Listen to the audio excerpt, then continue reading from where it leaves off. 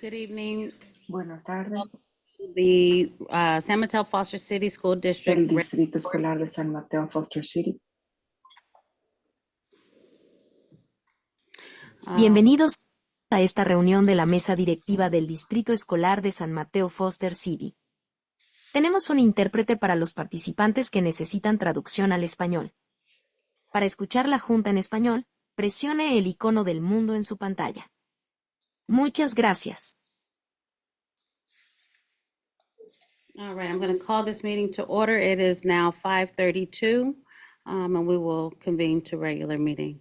If I can have the children from Burrsford to come and lead us in the flag salute, please.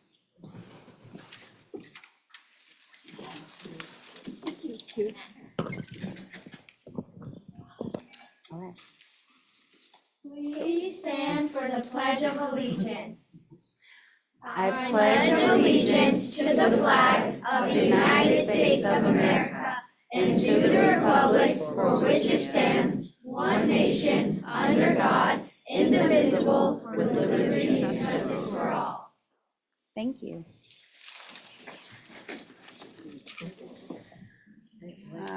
We're going to now do roll call. Trustee Ho? Here. Trustee Trent? Here. Trustee Proctor? Here. Trustee Kemp? Here. All right, and Trustee Brooks, I am here. May I get a motion to approve agenda for May 22nd, please? I'll make a motion to approve the agenda, but I'd like to move up items 3D and items 3F to the top of the meeting, because I know we have a lot of folks here specifically for those items. A second. All in favor, say aye. Aye. May I get an motion for an approval for minutes for the January 23rd and February 27th minutes? A motion to approve the minutes for those two meetings. Second. All in favor, say aye. Aye. All right, we are now going to move to SMFCAA updates.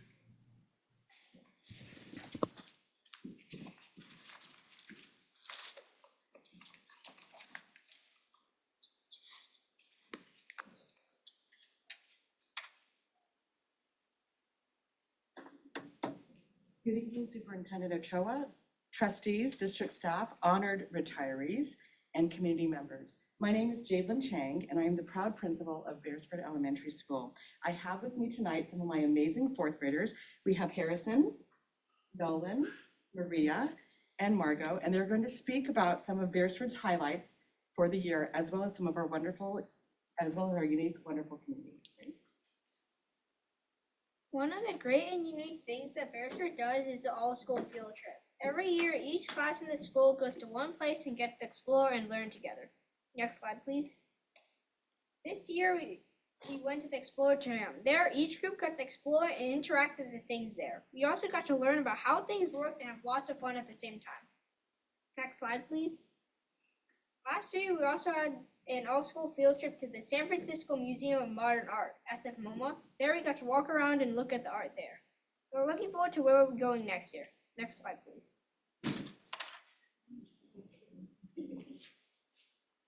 Next slide, please. One activity that we love is the Lego Lab. Every other week, we go to a place called Lego Lab. People look forward to this time because first, it is very hands-on and requires a lot of fun, creative ideas. Second, people like it because we learn things like coding and further strengthening our Lego building skills. Lastly, people think it is fun because in every lesson, there are topics like making a Lego car go through a maze and building a radio.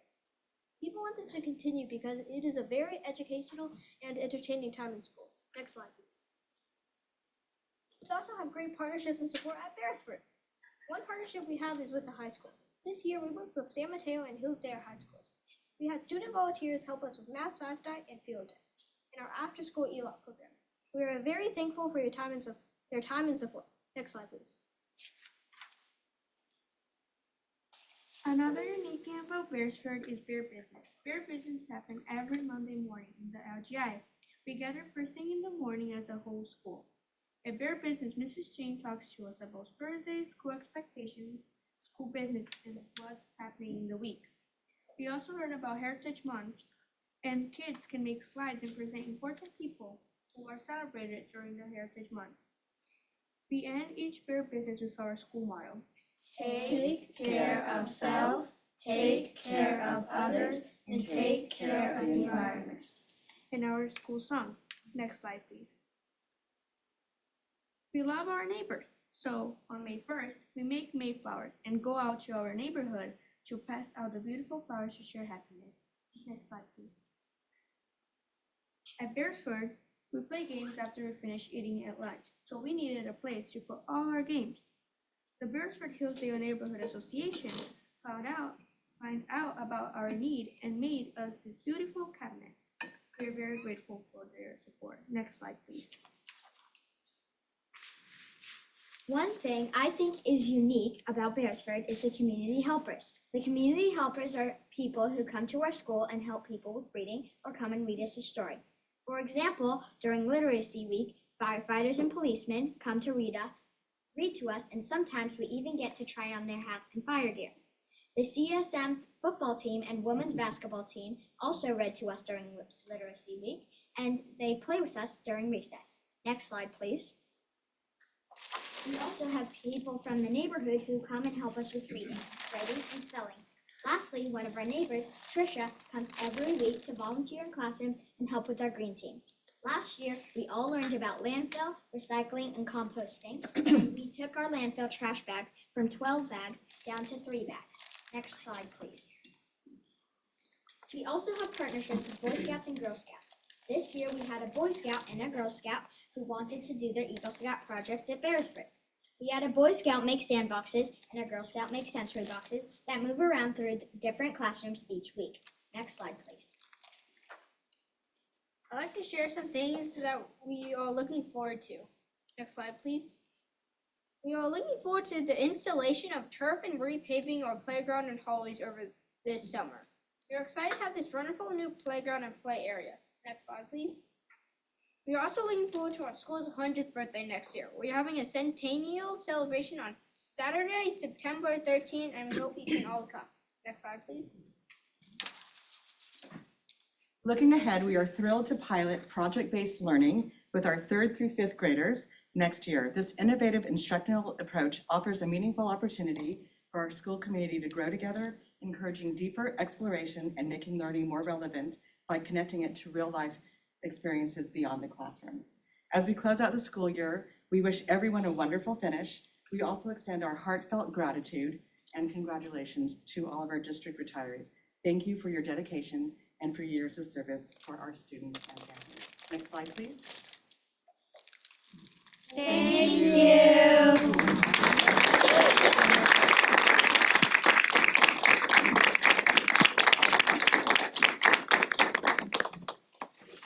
Good evening, Superintendent Ochoa, President Brooks, and trustees. My name is Carrie Betty, and I'm the principal at Highlands Elementary School.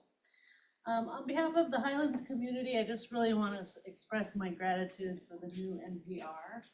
It is awesome. We opened in February, and we've been using it every day. It's great.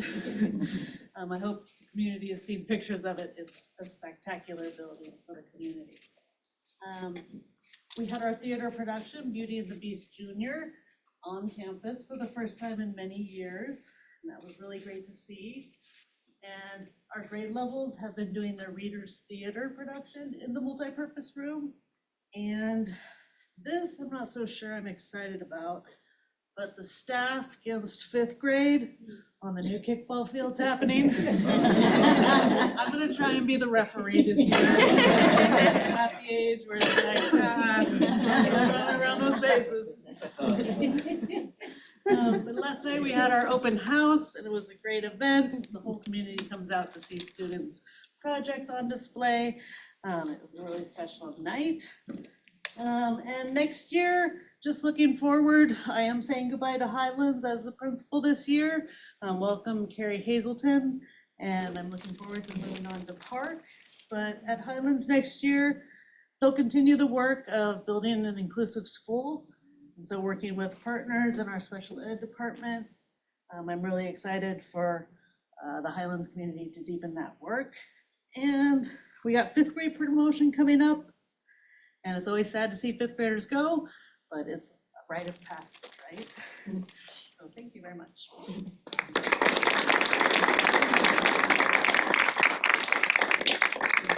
Thank you. All right, we will call CSEA.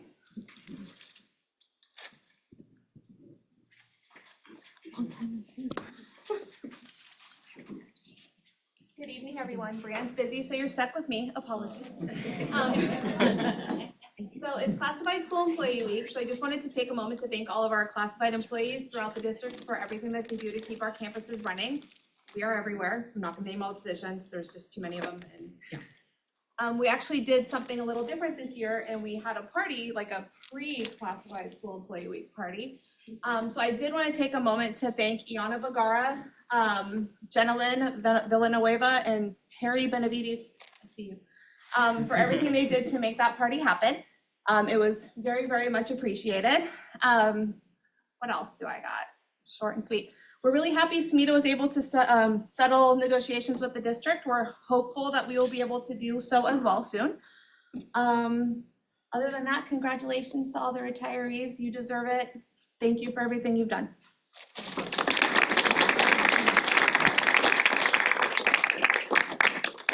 Okay, SMETA.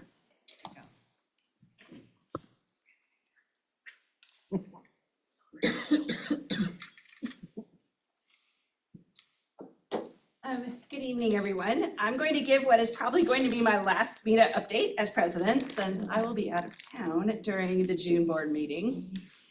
First of all, we have had our elections. Primero que nada, tuvimos elecciones. Oh. I'm happy to announce that our new president will be Lisa Fahey. Vice President is Megan Freeman. She's returning to the executive board after some time off. Brenda Cooks is going to continue on as this time she'll be our secretary. Anya Waska will be our treasurer, and joining the executive board for the first time will be Andrea Benavides. She'll be our member at large. So our current team will officially end June 30th while we work on transitioning to all the new positions. SMETA is also happy to announce that our collective bargaining agreement was ratified this week, pending adoption from the board, of course. This past weekend, between 35, 40 or so SMETA members, some of their friends and families, joined the statewide Fight for Schools rally and march in San Francisco. It was a beautiful day, gave us a chance to get out there and fight back against the federal government's attacks on our public schools. And I want to personally thank Trustee Kim for being there as well. Our members were really excited to see you and have you take your time out on a Saturday to march along with us. So thank you from all of us. I know a lot of people were especially appreciative of that. This, of course, is the time of year where we have endings and promotions, and SMETA is continuing its tradition of offering social justice awards at promotion time. We award one student in each 5th grade class or 3-5 SDC class, and then up to 2 8th graders at each middle school can receive this award. And this year, about 40 5th graders and 11 8th graders were nominated by their teachers to receive the award for showing their willingness to stand up for others, doing what's right, for demonstrating empathy to those around them. And so those amazing students are going to be awarded with, for 5th grade, books and certificates at their promotion. And the 8th graders will receive a $100 check from SMETA and a certificate as well at their promotions or award ceremonies. So congratulations in advance to those still secret, amazing, and well-deserving students. Last week, 41 of our teachers were honored by the district for completing their induction program. So congratulations to them, and hearty thanks to their fabulous mentors as well. And last but not least, of course, we have to say congratulations to all of our retirees today. Your lasting dedication to the profession and your support of other staff members just leaves a lot of impact on students and staff alike, and you make a difference every day. We look forward to celebrating you at our SPIDA social in 2 weeks, but for now, I'll say congratulations. I know a lot of people would love to go with you. And we hope to see you around after that. But thank you, everyone, for, wow, it seems like 13 days seems like a short amount of time, but the amount of things that have to happen between now and then are pretty astronomical. So, I hope everyone has an enjoyable couple of weeks and restful summer.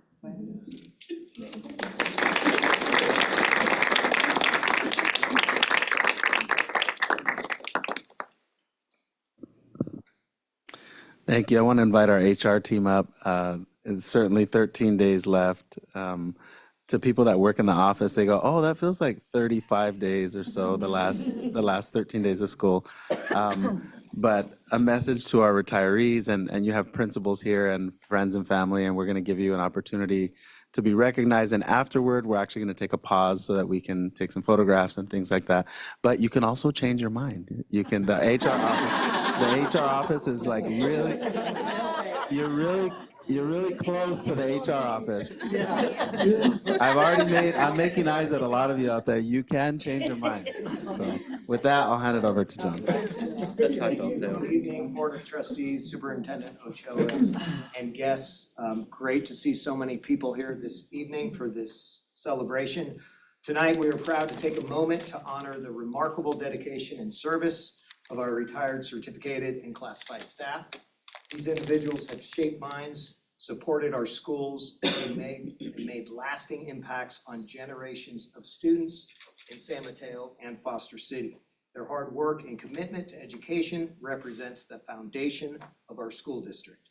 Please join me in celebrating and thanking them for the years of outstanding service.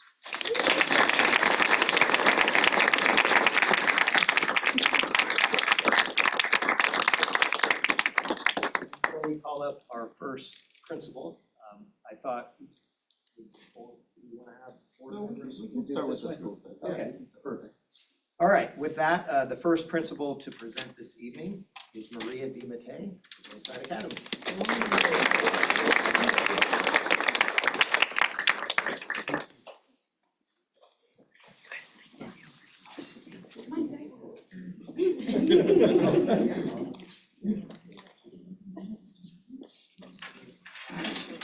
I have a loud voice. Good evening, Board of Trustees, Superintendent Ochoa, colleagues, friends, and fellow lovers of recess. I'm Maria DiMattei, principal of Bayside Academy, and this is Tomas Prieto, elementary assistant principal. Tonight, we stand before you to celebrate the one, the only Mr. Mark White. After 35 years in education, 25 of them spent here in our district, Mark is officially graduating to retirement. That's right. No more lesson plans, no more recess or after-school duty, no more trying to convince 10-year-olds that yes, fractions really do matter in real life. Mark is trading in report cards for postcards, parent-teacher conferences for pool time, and school bells for family and friends. Mark's passion for teaching has never been in question. He believes in every student, even the ones who tested the limits of human patience, and probably a few district policies. He's a teacher who doesn't just teach reading, math, and science. He teaches kindness and perseverance. He teaches how to laugh, even on testing days.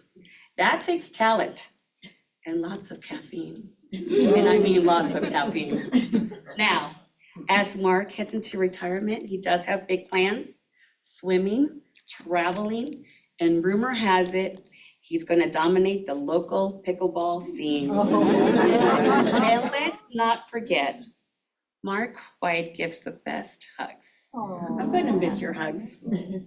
Mark, thank you for the energy, the humor, the heart, and the honest goodness magic you brought to the classroom every single day. You've inspired not just your students, but all of us lucky enough to work beside you. So enjoy this next chapter. You've earned every single minute of it. Congratulations and happy retirement.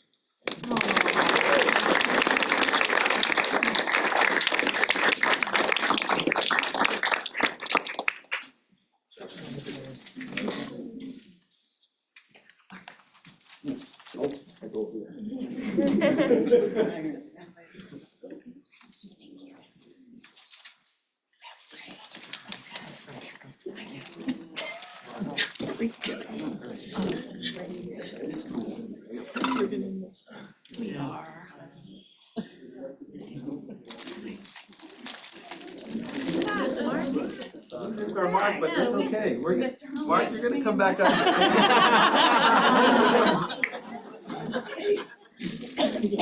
Can I take this one? I think down by the truck. That's what you try. Yeah, exactly.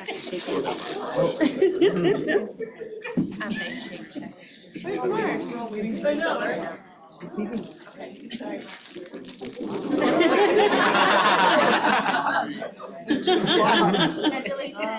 Congratulations.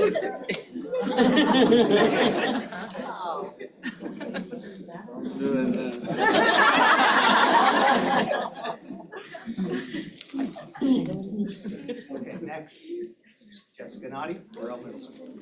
Yay.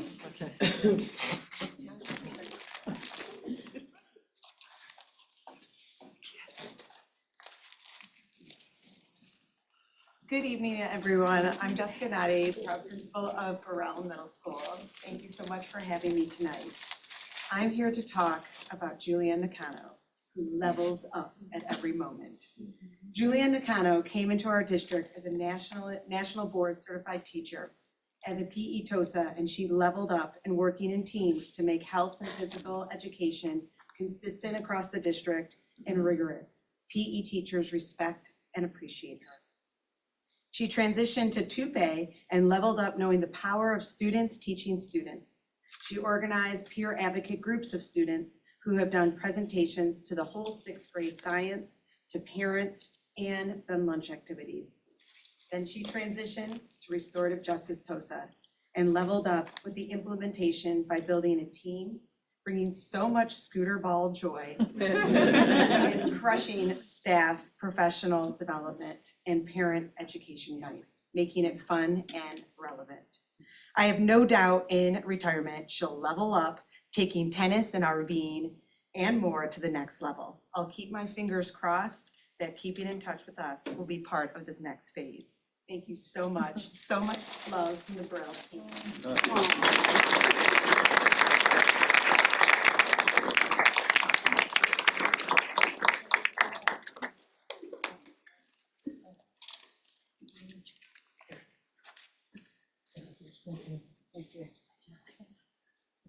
Congratulations. I'm gonna miss tormenting so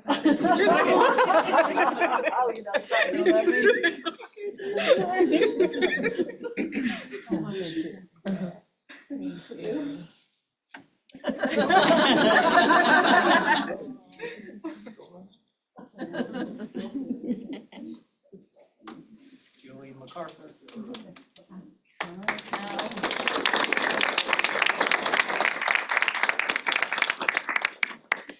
You got it. If you take me with you. So I'm Julie MacArthur. I'm the principal at Brewer Island. Tonight, I am honored to recognize Kelly Hopkins and her outstanding contributions to our district. Kelly is known for being a creative, out-of-the-box thinker, so we thought it would be fitting to honor her in an equally unique way. I asked her colleagues, past and present, as well as a few students, to provide her with a Yelp review. So here are some of the things that our community had to say about her. Her teaching partner, Vanessa Zelenak, gives her a 5-star review.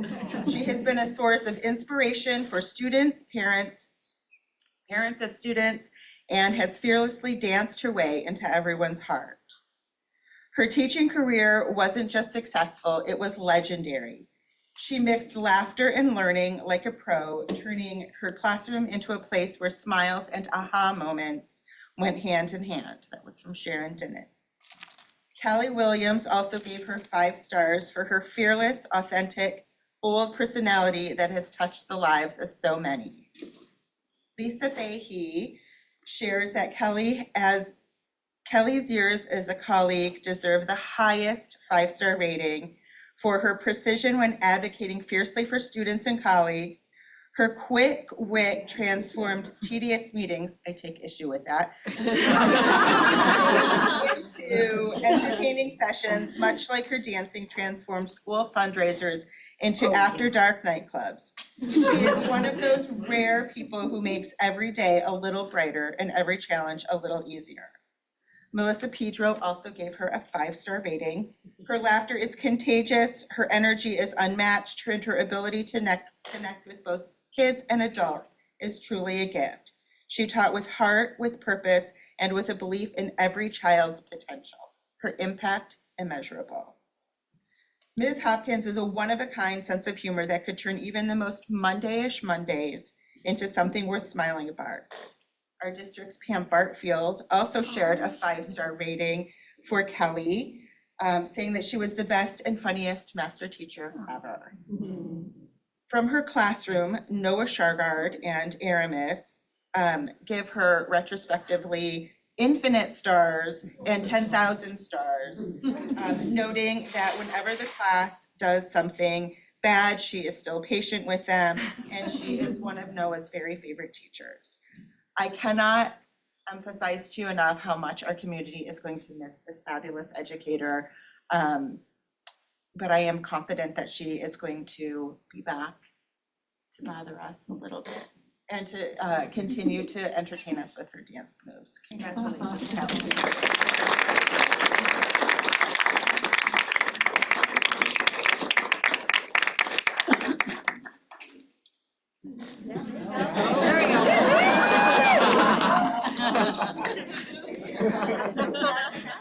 I was gonna say, are we gonna see? Congratulations.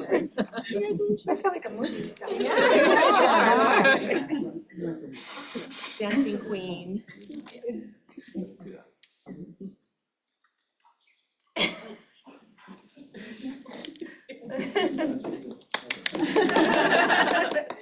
David Chambliss from our Educational Services Department.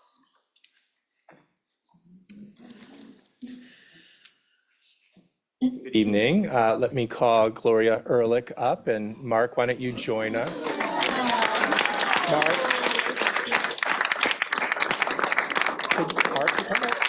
Can you get Mark? Mark won't join us, but he's the guy sitting there next to where Gloria was. So I'm sure you've heard the expression that, oh, she's an institution, or he's an institution. Gloria is an institution, as all the nodding would attest to. When I came to the district 7 years ago as an assistant superintendent, you know very quickly that you are lost and stumbling unless you have somebody by your side who knows everything. And I quickly discovered that I was very fortunate to have somebody who knew everything. When it comes to who was where 20 years ago doing what and how, Gloria knew it. When it came to how do you get that out of Aries, or what is that thing about instructional minutes, Gloria always knew it. She has been an amazing colleague to me, and I have seen her touch the lives of, literally hundreds of people in the district. I think you've probably mentored more people in this district. She's constantly on the phone with a new AA who's at a school site, new principals who can't figure out their SIPSA budget. We had her in a principal meeting today about instructional minutes, which just, you don't want to know. It's just very obscure. And when they said, could we possibly do, she just stood there and said, no. So never afraid to, lead these difficult situations. In the last couple of years, there's been some new administrative assistants in our department. And I nearly broke down in tears laughing when I heard, I thought a very clever reference to the Matrix, that they were calling her the Glorical. So we are going to miss you terribly. I know you're going to be on your next river cruise. Mark, you're going to have her by your side all the time, which I know you're thrilled about. And we just congratulate you on so many years of high quality, ethical, amazing service to this district. So thank you very much.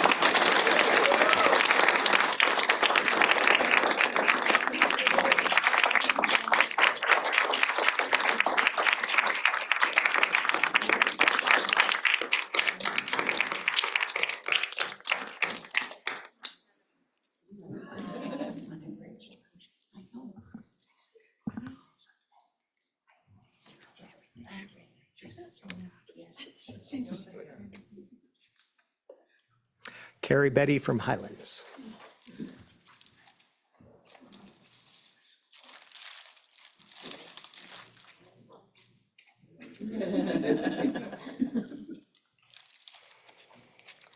This is the amazing Joan Anderson Radcliffe.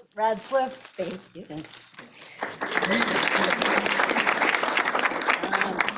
I just want to thank you for being an amazing teacher. You've had an excellent 34 years in education, and 18 years she's been at Highlands. So you are Highlands. Thank you for being an extraordinary primary grade teacher. I've loved seeing you work inside your perfect TK classroom this year. It's such an inviting space for students and adults too. Whenever I need to feel joy, I always stop by Miss Radcliffe's class. What I really love about you as a teacher is that you are fully present with your students all day. And it's rare and it's unique and I love it. So thank you for being there for students. 100% of the time you're all in. These are big shoes to fill at Highlands and TK. I think you're kind and you're caring. You're very straightforward with kids. You have fun. I love catching you when you're laughing and your students are laughing with you. It's really sweet and there's a lot of joy that comes out of your room. Joan quietly speaks Spanish. She'll say, no, no, no, no. But you've been a great advocate for our Latino community up at Highlands, and so I really appreciate that. Joan has led our LPAC testing. She comes to every single ELAC meeting, and so you are a partner and an ally to the Latino community, and I appreciate that. You're a great teacher leader, and we're gonna miss you. I'll miss seeing you every day, that's for sure. And I know that the Highlands community will too. But hopefully we'll get you to come sub. All of you. But I think you've had a great career. So I'm really happy to have known you. And they don't build teachers like you anymore. So you're one of the greatest. Thank you.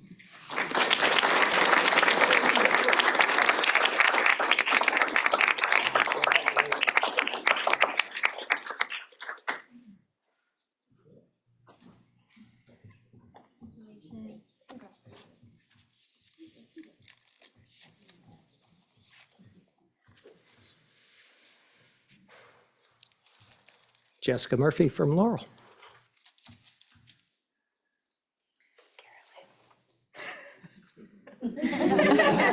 I need Carolyn Franco. So good evening, everyone. My name is Jessica Murphy. I'm the principal at Laurel Elementary, and I have the pleasure tonight to speak about Carolyn Franco. She has a love for math, and her hands-on approach is inspiring. Her words are creative and generous. She has a sense of humor and a positive outlook that always makes coming to work and teaching with her fun. These are just a few of the things that your staff has said about you. Oh, thank you.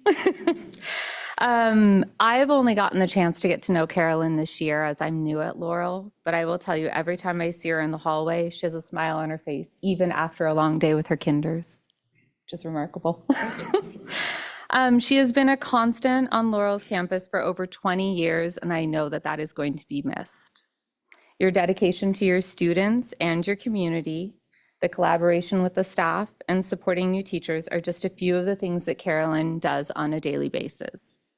Some students who had her for kindergarten even shared about her kindness and how she taught them how to read. So you've definitely made a lasting impression on our campus.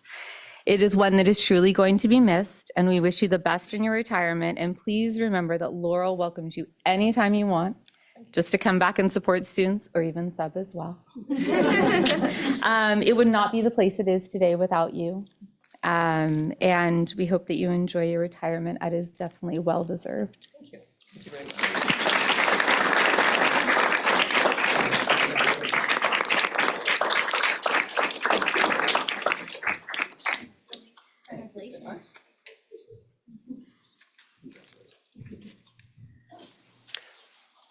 Christina Haley from preschool.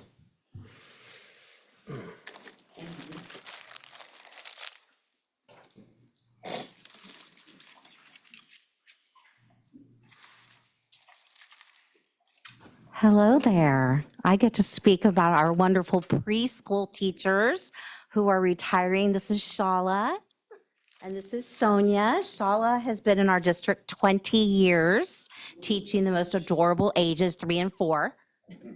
It is really amazing, just so you know, to watch both of them teach.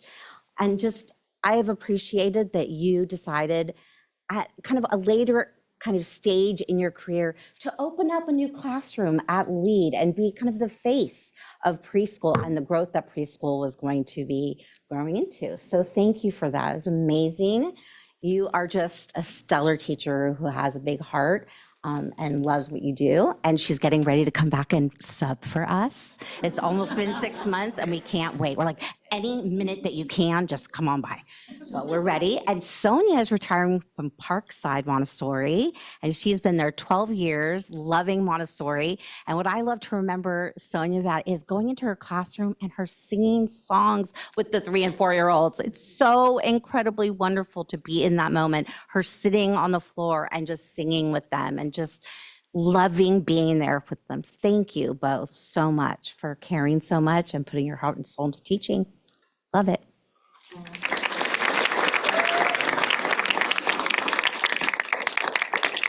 Shala has been gone for about 6 months already, and I'm telling you, she came, I'm like, oh my gosh, you're so gorgeous, look at you, you're so rested. That's what retirement does.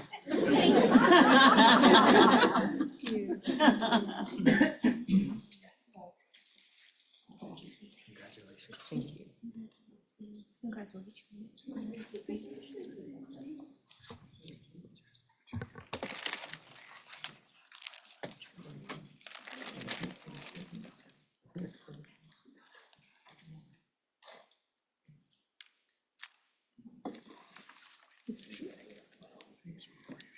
Dale Rogers from Meadow Heights.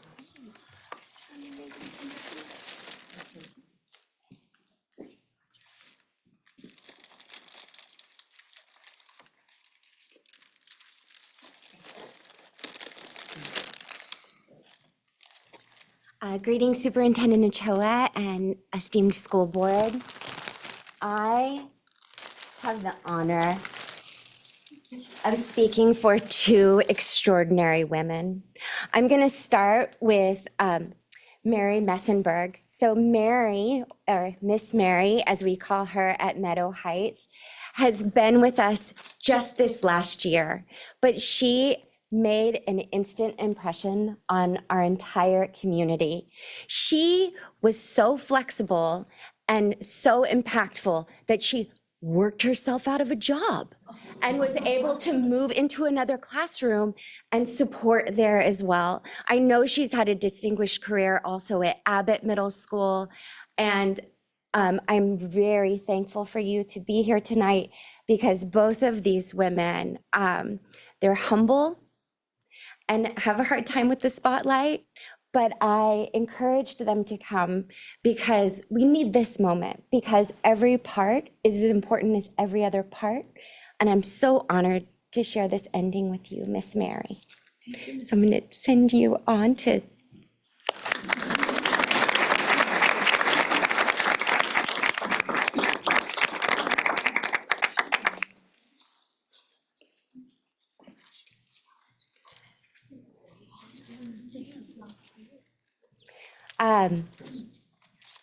The next brilliant educator that I humbly get to present before you, excuse me, is Daisy Nishitani.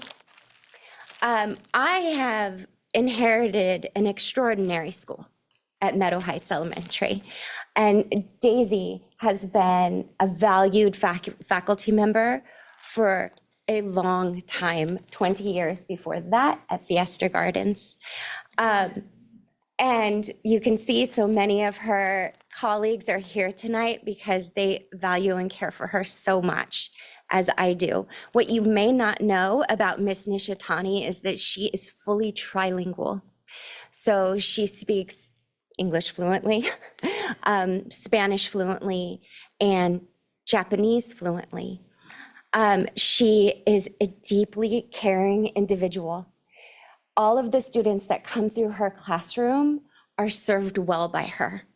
She is able to make connections, build relationships, de-escalate kiddos who have become escalated.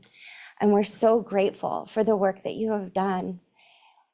You will always have a home at Meadow Heights, and you will be so deeply missed.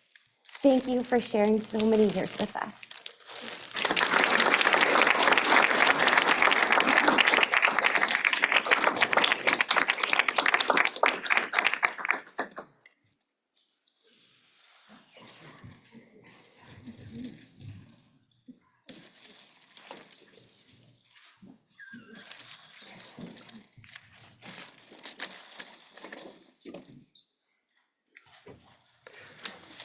Dr. Rubacaba from our Student Services Department. I'm not sure, I don't see her. Is Vivian here? Vivian, come on up here. There you go. Yay.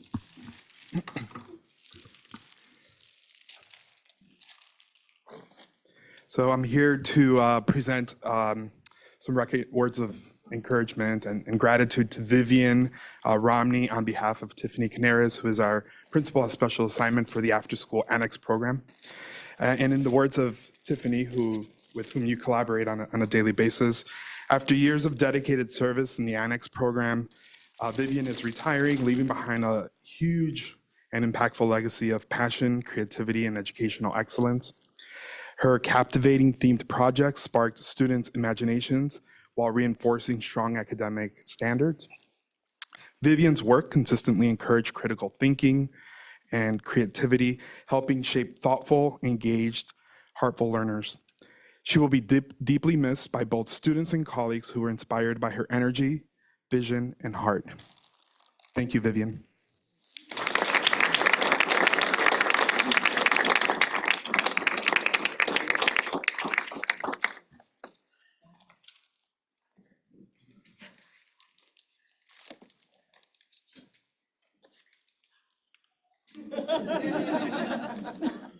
She's one of the moms at my school.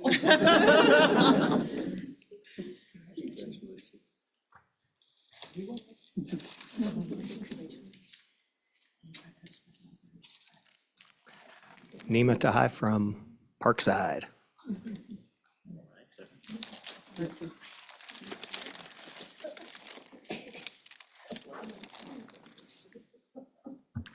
All right, friends, I'm here to honor and recognize Mr. Dirk Morrison, who told me if we clap loud enough for him, he'll do cartwheels when he does this.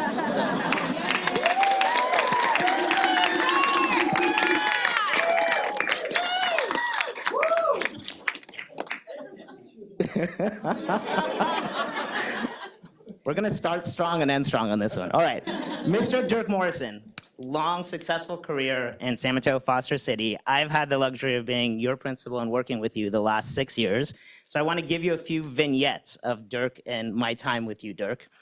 2019 was my first year at Parkside, my first opportunity to work with Dirk Morrison, also marked by COVID that year, if you all remember.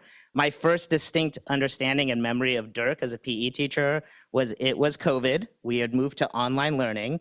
There was a lot of confusion in the community about what PE looks like during online learning. I was getting a flurry of emails of what if my kid doesn't show up to PE and are they gonna graduate and can they get into college? And And I remember having a real heart-to-heart with Dirk. I mean, I'll be honest, at that point, I'm like, let's phone it in, buddy. If they're not gonna show up, we don't want to. And he really expressed to me, kids need this more than ever right now. Kids need physical education. Kids need these opportunities. And I'll be darned, Dirk, you put on an amazing PE program in COVID. And for that, I want to appreciate and recognize you. So that's my first experience with Dirk Morrison. My second experience is over the last several years, Parkside has expanded from a TK5 to a TK8. And that doesn't happen without extraordinary staff like Dirk who have a vision. And so right when this expansion happened, Dirk had two major responsibilities, one just by job title and two by choosing to do it because he saw the need.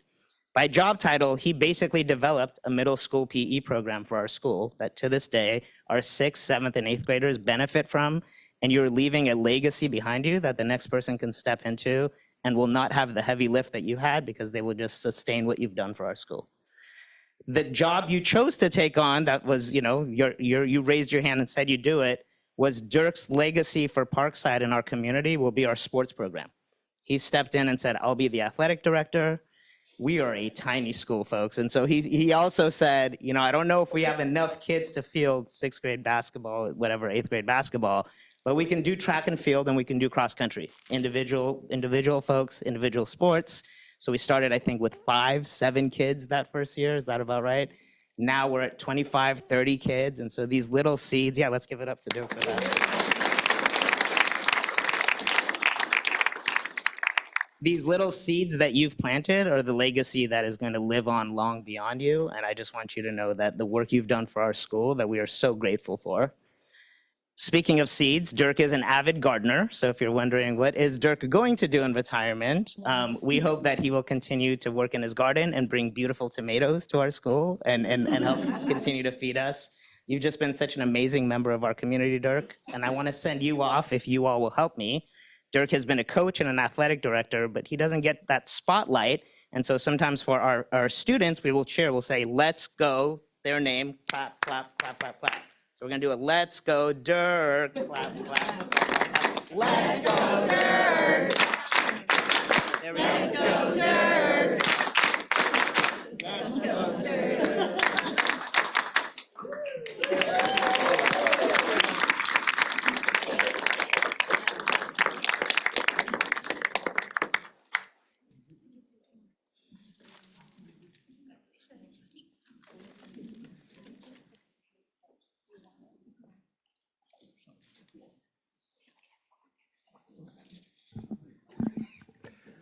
Okay, I have to, first of all, say congratulations once again to all our retirees, but I do need to ask, is there anyone in the audience, because sometimes this happens, that we missed? Oh. Truly, you wish. No such luck there, Ms. MacArthur. Okay.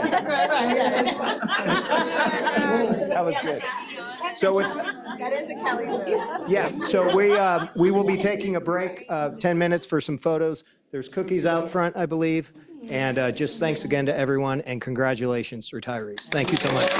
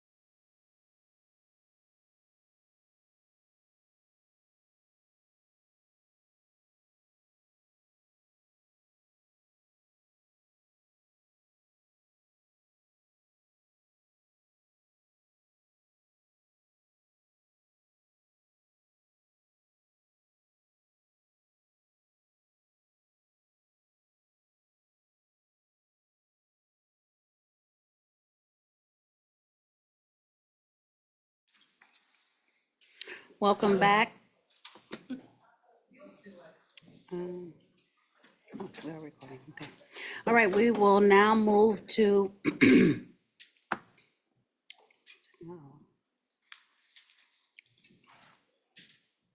we will move to 3A. The San Mateo-Foster City School Board cannot act upon any matter that has not been included and publicly posted on the agenda except under limited circumstances as permitted by law. The board may refer matters raised in this form to staff for investigation and/or action where appropriate. Please limit your statements to 3 minutes. Do we have anyone in the audience? Michael, can you please check to see if there's anyone online for non-agenda items? Checking. No public comments at this time. Thank you. All right.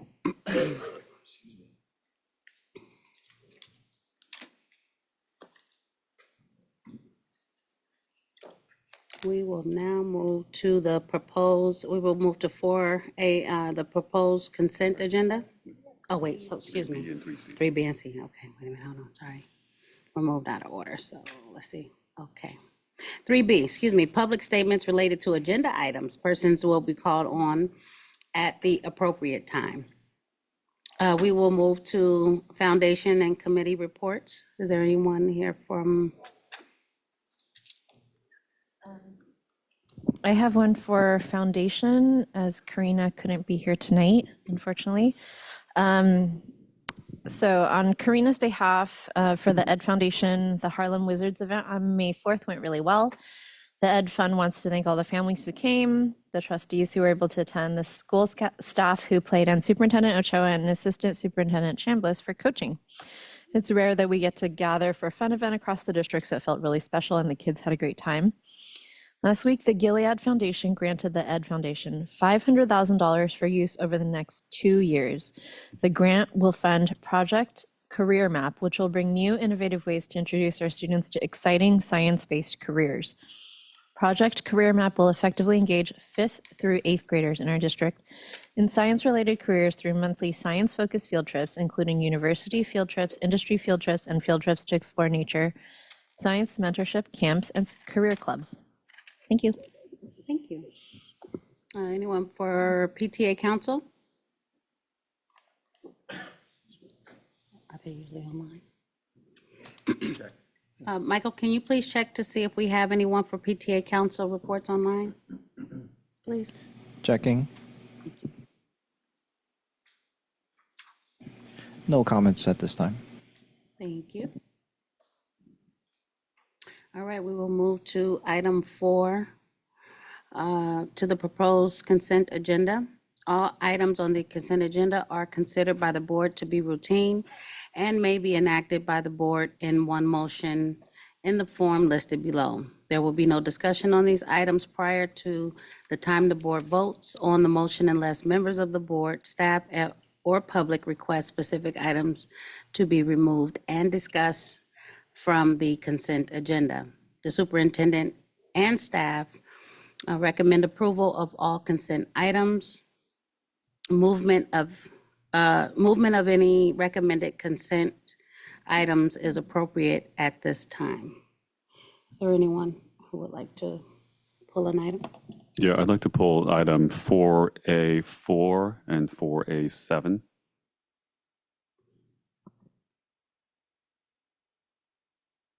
Okay. Is there anyone in the public who would like to pull an item? Michael, can you please check online? Checking. Thank you.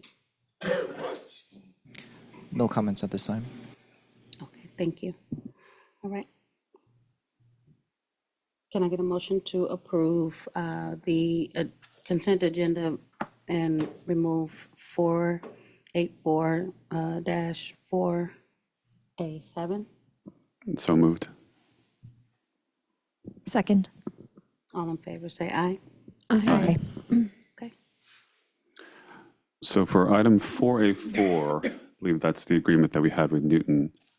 I just wanted to ask a quick question. So I see that we have this new agreement for, I believe it's aftercare, and I believe Addendum A outlines some of the costs associated with that. I just wanted to ask, what is our existing arrangement that we have on that site currently? And I think I've asked about this before, but when we set up a vendor like Newton to come in and to provide these services, what factors are being considered in terms of different proposals we receive? Because one comment we hear from parents and that we've received regarding this item in particular is whether or not cost to families is a key consideration. And the concern that we've heard, and I wanted the district staff to clarify, is whether or not that this would represent, I guess, an increase in cost, or I think the parents flagged that there was a loss of certain discounts for having multiple students or for being enrolled in the annex program in the morning and the afternoon. And to the extent that folks are prepared to speak to it, I just wanted to get a clearer sense of what exactly is included. And I understand the contract will not go into necessarily every single detail about those individual items or discounts, but I just wanted to get a sense of whether or not those were considerations made in choosing Newton and what the existing arrangement is on, I believe it's Laurel campus. And Superintendent Joe, if you want to comment as well too, I'll comment in regards to discounts, Trustee Kim. The conversation we've had with Newton over the years pertaining to discounts is that they are an independent entity. They are a business unto themselves. They so choose to offer discounts, then that is their business. And that if we were to suggest discounts to them for their business, I think it would potentially be an issue. I'm not running their business. They're running their business. They're providing us a service. And if they choose to provide discounts, then that's how they're running their business. So my comment to that would be when we interview or look at these vendors for procurement or for partnership, do we evaluate or anyway assess whether or not the costs that they're going to be charging our families, especially in a Title I school, is that part of our consideration? I understand they have to pass a lot of other checks in order to be partners of the district.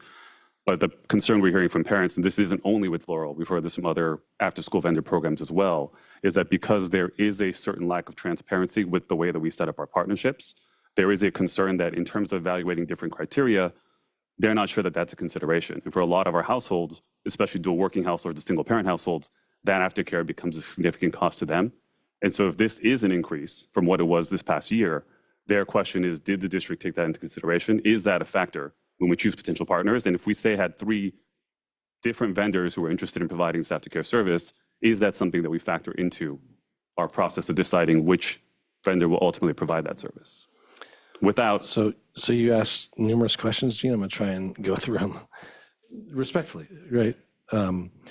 In regards to the process for the pricing that they're offering, my understanding is that the price that Newton is for their fee-based component, that's what you're referring to. You're referring to their fee-based program as opposed to the services that we are paying for, if I'm understanding your question correctly.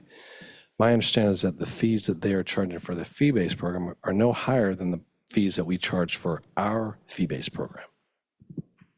So if you have information that from folks that is different, then please, by all means, I'm happy to have that conversation with you. But that's just one data point for you. And I can speak on that as well, Patrick. What one process the school district goes through with partners is we don't want to have a situation where a partner charges theoretically less than the school district, in that it would represent a real issue for us because we are essentially pricing our programming so that we can offer it to our families. And so, that also has something to do with the number of kids that are in those programs. So at present, our after-school program is set at 17 students per adult in our annex program. And so the fee that we calculate, the vast majority of it takes in sort of the historical cost of the program. But we do recalibrate every year for cost of living adjustments, and just basically everything's more expensive year across year. And so we go through a process with our vendors where we sit and we show them our fee schedule and we calibrate those fee schedules. I wouldn't say that it's identical, but it's pretty close. It's within a range. Where it can get a little bit complicated is when a service provider provides services that the school district doesn't offer and offers a discount for those types of services. There are service providers, for example, that do dance programs or a swim program, and the school district doesn't offer that. So that service provider might have a reason to offer a discount on that, but not necessarily on the daily after-school care. So I think one thing we try to do is communicate with our partners, whether it be the Boys and Girls Club or whether it be Newton or any other partner for that matter, and we have several, in order to get them in contact with families that have unique situations and try to work through those situations on a one-on-one basis. And when there's a transition to a new program, that can be kind of scary because you don't have that relationship yet. You haven't made that connection. So our staff, namely Tiffany and Dr. Rubalcaba and their team, will get on the phone with some folks who need to have conversations about this so that we can essentially put them together. As it pertains to how we choose one vendor versus another, there are lots and lots and lots of vendors out there that want to do after-school care. And we have an interest in selecting a vendor that has a high-quality program and an alignment with the kind of services we expect our vendors to provide. So I think it's more common that we say no to people who solicit our district for new partnerships. And the reason is we need to establish their quality. And so there have been vendors who worked with us 3 years ago and aren't working with us now. And the same is true about the vendor relationships we have now and what process we go through to evaluate and basically determine where we want them to be. Patrick, I know in our last negotiation with CSEA, we set new placements for programs throughout the district. Correct me if I'm wrong, but that was a multiple year agreement. That's right. And so there should be very little adjustment after this year. And, you know, if you had any additional comments on that, I definitely want to give you an opportunity to talk about that. I guess one other comment, in addition to what the superintendent's already shared, in regards to Newton and their long history within the district. I'm aware that they as an organization are very well respected from what I've heard from families and from community members and employees. And I'm not sure what exact word I'm looking for here, but I know they've worked with families. If there's a family that has a certain predicament, a financial predicament, I think you may respectfully, Trustee Kim, be aware of some families who've reached out to you expressing their challenge. But my conversations with this organization and respectfully telling them, if you want to make decisions, if you're charging people money, fees, that's your business, not mine. But I'm aware that from discussions we've had of their efforts to work with the community. They've been around for decades in the community. And so if that, I'm happy to have a conversation with you one-on-one with what you've heard from folks too. I'm happy to pass that along to them too, because I think that they certainly have made an effort to be part of this community and help the community flourish. And if there are folks that are experiencing certain challenges, I'm aware they have things like scholarships, but it's not my decision or our decision for to suggest them who should be the recipient of that. Does that help? No, I understand the clarification. Okay. And just to be clear, this is not an objection necessarily to Newton, the organization. And I understand that this MOU is not necessarily the for fee to consumers and families. This is the agreement that we're doing as a district. Exactly. The reason I flagged this issue is earlier this year, we had a controversial setup at College Park that also involved after school care, that also involved kind of an emergent set of circumstances where a lot of parents felt that there wasn't transparency in the process. It wasn't clear why that particular arrangement came up. And so it feels like a recurring issue we're having where with these very important partnerships for a very important aspect, especially for parents in our district, there isn't a lot of transparency. There isn't a lot of clarity in terms of how these processes are done. And I think the concerns the parents raise is valid. Again, we're not telling any of our vendors how to run their business, but if multiple vendors meet all of our criteria, have the qualifications, have the trust of the community, it would be important to me to know whether or not some of those vendors are then willing to also make sure that they're more affordable and accessible to those families, ideally in something in writing or a commitment as we decide between, say, top 2, top 3 candidates, and also to know that parents had some say in that conversation. And I think that's the complaint that we hear the most for a lot of these after-school programs is we obviously have our own procurement processes that are taking precedence here, but to the extent that we could have engaged parents at most of these sites to have a conversation about which vendors they would prefer to work with. One thing we heard from both Fiesta Gardens parents and College Park parents, and to some degree Abbott parents, is that if their children are in the Spanish or Mandarin immersion program, it would have been nice for the aftercare vendor to also have a Spanish or Mandarin immersion program, or if it's going to be the annex, to make sure that we can hire teachers who are able to provide that same type of service. And so I do think that the reason we get so many comments about these types of issues in particular is because parents feel like they don't have a say in the process, they get blindsided by the announcement, and then we hear questions and concerns like these. Trustee Trent, I know you had some questions as well, so I'll defer to you. I mean, I would just say that the situation, so we received an email from a parent earlier today, and I think just raised some of these questions, and I apologize, I just realized that Superintendent Ochoa didn't receive the email, or at least wasn't on the email thread. But I think this is a pretty different situation from what happened with College Park, but I do appreciate that parents may have opinions about what after-school providers are operating at their school. I think there's just, also I just want to make clear to the public that there's a lot of, I think there's just a lot of considerations that are not always necessarily apparent upon, just considering the issue of after-school care and before-school care. So, and I also want to make sure that that we are adhering, of course, to agreements that we've made with CSEA. So I think just in general, there may have been confusion with this parent. I'm not totally sure with, maybe they thought that the contract was, because what we're adopting is what the district is paying, but then what the parent was raising was what they were paying. So I think we're, it's not exactly, what the parent had raised. But in general, I think it is useful to, just make sure that we are, as Superintendent Ochoa indicated, we're continuing, we're sort of continually evaluating these vendors and making sure that they are providing what we need them to. So that's, my comments. Thank you.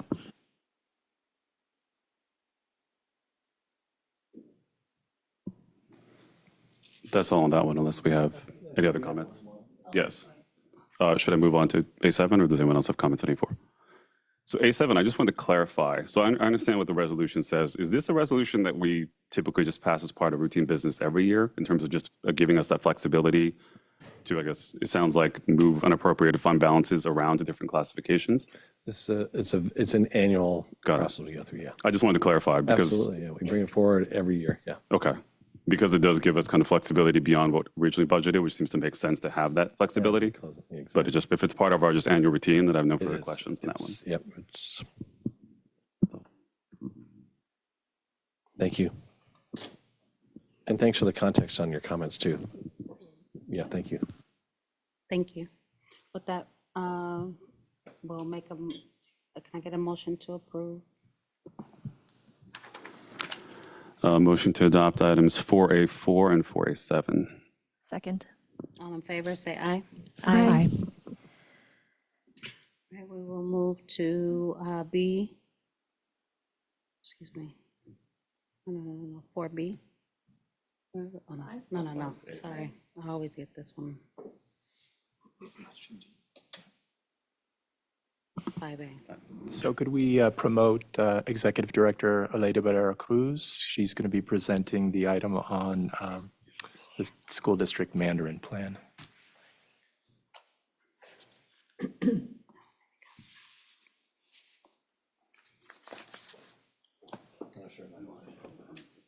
Michael, could we promote Aleida Barrera Cruz to panelist? Yes, she should be now.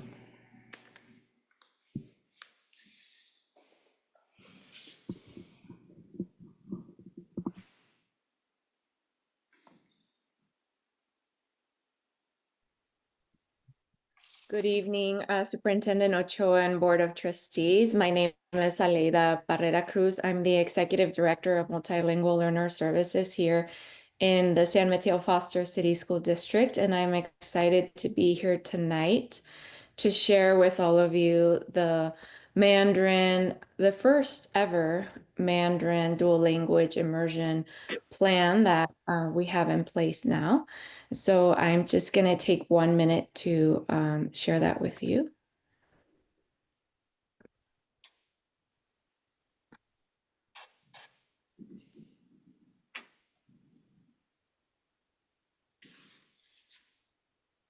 Okay. So for tonight, I do have a short agenda, but I plan to make it very significant in terms of the content. I want to start out by sharing the rationale for creating this Mandarin District Dual Immersion Plan, the goals of the plan, the process that the Mandarin Task Force took to develop the plan, the current outcomes that we see so far, and some of our next steps to be able to implement this plan. So to start us off, I want to share why it was important to us, our district, to create this Mandarin dual language immersion plan. And before I share some of the reasons, I want to share with you some of our student demographic information as far as who participates in this Mandarin dual language immersion program. So as of last year of 2023-24, we had a total of 552 students participating in the Mandarin dual language program from preschool all the way up to 8th grade. But when we think about the majority of the students, these were in our elementary, college park, kindergarten through 5th grade, with a total enrollment of about 364 students. In terms of their ethnicity, most of our students participating in the elementary grades were of Asian origin. In terms of their home language, most of the students spoke English as their home language, followed by Chinese Mandarin and Chinese Cantonese. And in terms of their language status, most of our students, over 53, sorry, I can't see the number because I'm blocking it. 54% of our students are English only. 22% are learning English as a second language. 16% are students who were former English learners who have reclassified, and 8% of them reclassified at the first time of taking the LPAC assessment. So that's just a general picture of who our students are who are currently in the program. So one of our first reasons for creating this Mandarin dual immersion plan was to have an increase in collaboration and articulation across the 3 schools that serve the Mandarin dual immersion program. First of all, Turnbull Preschool, followed by College Park Elementary School. And at the middle school, we see Bayside Middle School Academy hosting our Mandarin dual language. And just to add another fact, this year we have 62 students participating in the middle school Mandarin dual language program. Another reason why we thought it was important to create this plan was because we wanted to make sure that our Mandarin dual language students experience success. And to achieve that, we want to make sure the program is aligned to the guiding principles for dual language education. So we had a lot of documents that we used to base our creation of the Mandarin dual immersion plan. The second one is to ensure alignment with our newly adopted San Mateo-Foster City School District Multilingual Learner District Plan, which we just adopted last summer. And lastly, we also wanted to ensure that our Mandarin program also has the same guiding principles as our Spanish dual immersion program, which is housed at Fiesta Gardens and Abbott Middle School. A third reason was to address a current achievement gap that we notice is happening specifically at the elementary grades at College Park. As you can see from this graph, back in 2023-24, when we look at the students taking the CASP, ELA, and math assessment, we notice an achievement gap between our students who are considered multilingual speakers compared to our Asian and white students. And we also see that gap between our students with disabilities. So these were some of the reasons why we thought it would be important and essential to develop this plan to guide the education of dual language Mandarin in our district. And now I want to share with you some of the goals that the plan has. First of all, the first and a very important goal is to ensure alignment between the preschool all the way up to the 12th grade, meaning our high school partners. So making sure that we have alignment between all of these grade levels and all of these schools.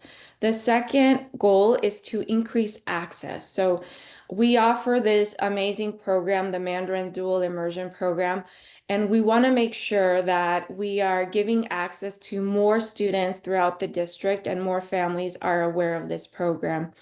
The third goal is to ensure that we build teacher capacity to be able to support the goals of the program and deliver the best pedagogy possible.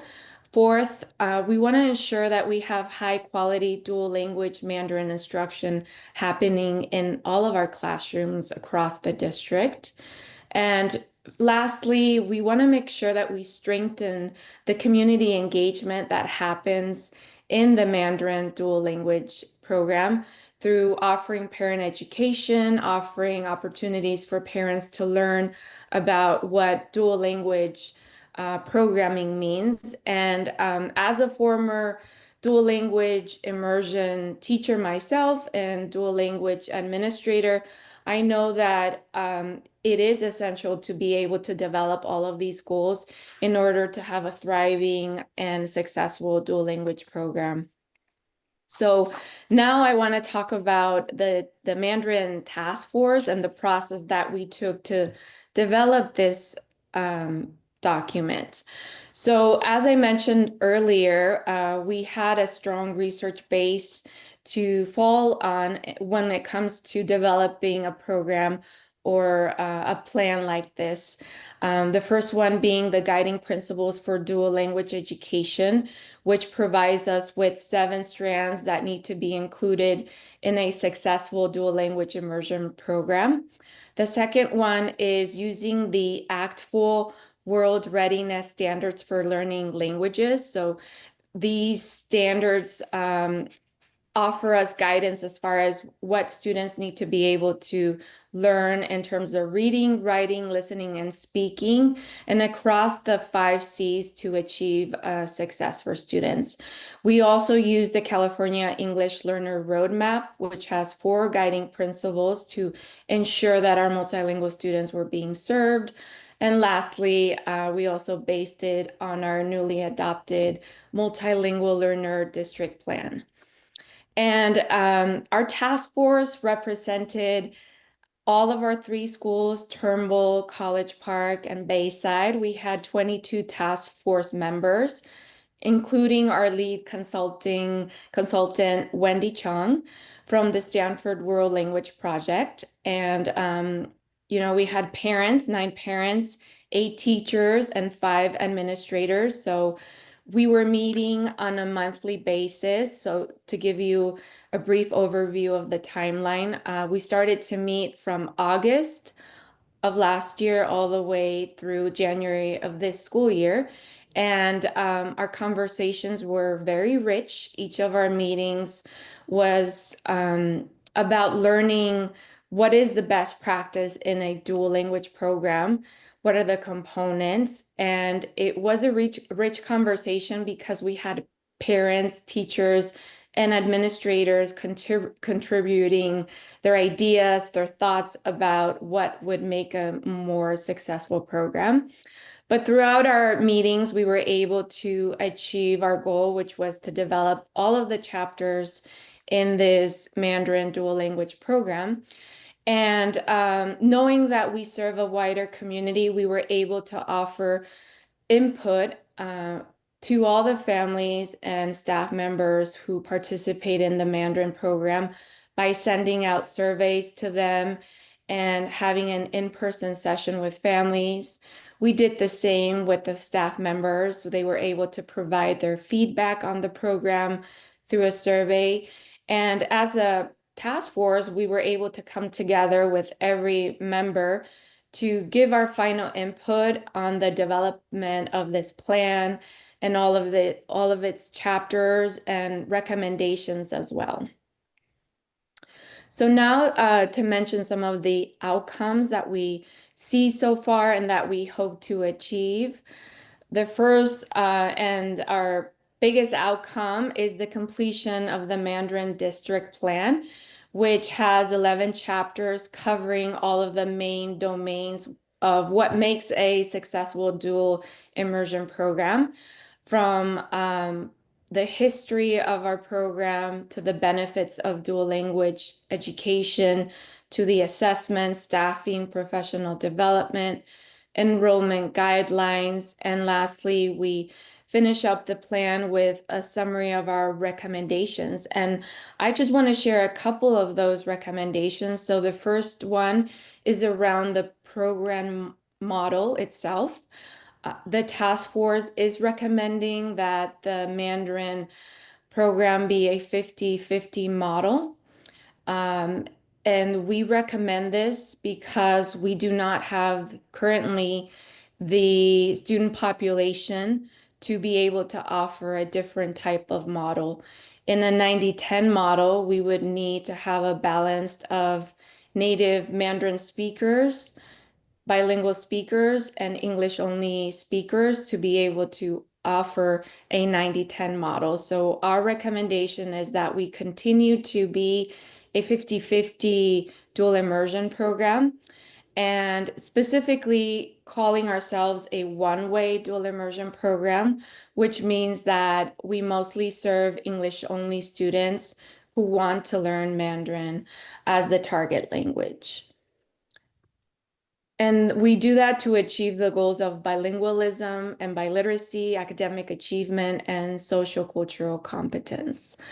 Another recommendation that we make as a task force is that we continue the traditional Chinese writing system at the elementary grades and then transition into the simplified Chinese writing system in the middle school grades to be able to provide access to our speakers of both writing systems. In addition to that, we also recommend that we continue the creation of thematic units in the elementary grades. And this work started this year with our lead consultant, Wendy Chung, who has been working with our College Park staff around being able to develop thematic units that integrate content with learning language and literacy. Another recommendation is around professional development. Our teachers at College Park have been participating in professional development over the last few years, specifically around strategies for teaching the language and also constructive conversations, which is one of our district signature strategies for supporting multilingual learners. And so we recommend that this professional development keep happening in the coming years to be able to support our educators to be effective teachers of dual language.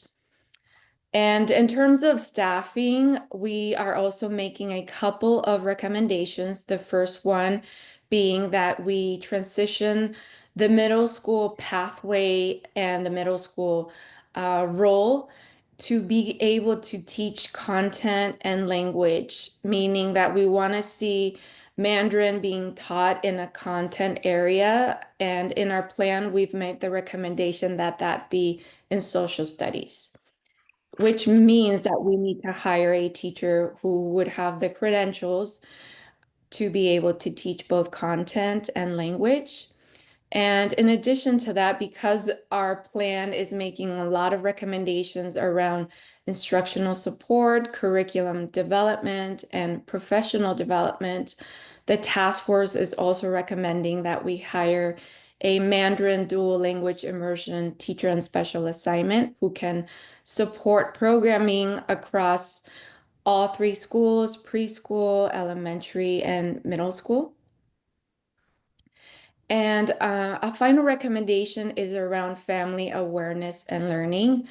Dual language programs require a lot of parent orientation. And the reason for this is because we don't want to see attrition happening at the middle school level. So that means that families that enroll their children in these programs need to be aware of the commitment of ensuring that their child remains in the program for the duration, which in our district is from preschool or kindergarten all the way through the end of middle school. And that requires having parent orientation, parent education around what are the guiding principles for dual language programming, what are the standards that we're teaching. Besides the Common Core standards, we also teach language and culture standards, and also the enrollment commitments and the assessments that we offer in our program. So in our dual immersion program, students do have to take assessments in English and in the target language. So families need to be aware of that as well.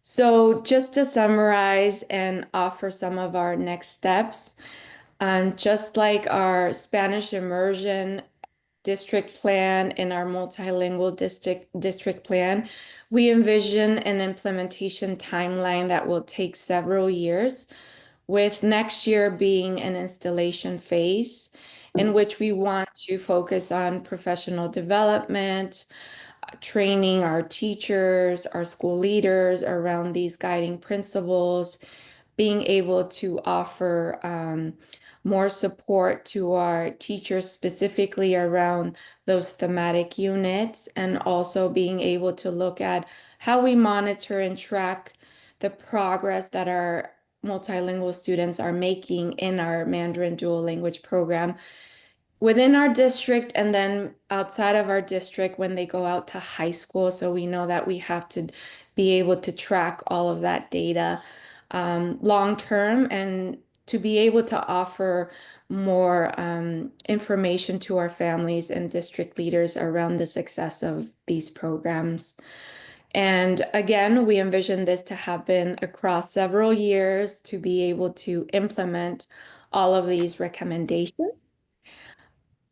So that is all that I have for you tonight, and I welcome any questions or feedback from all of you.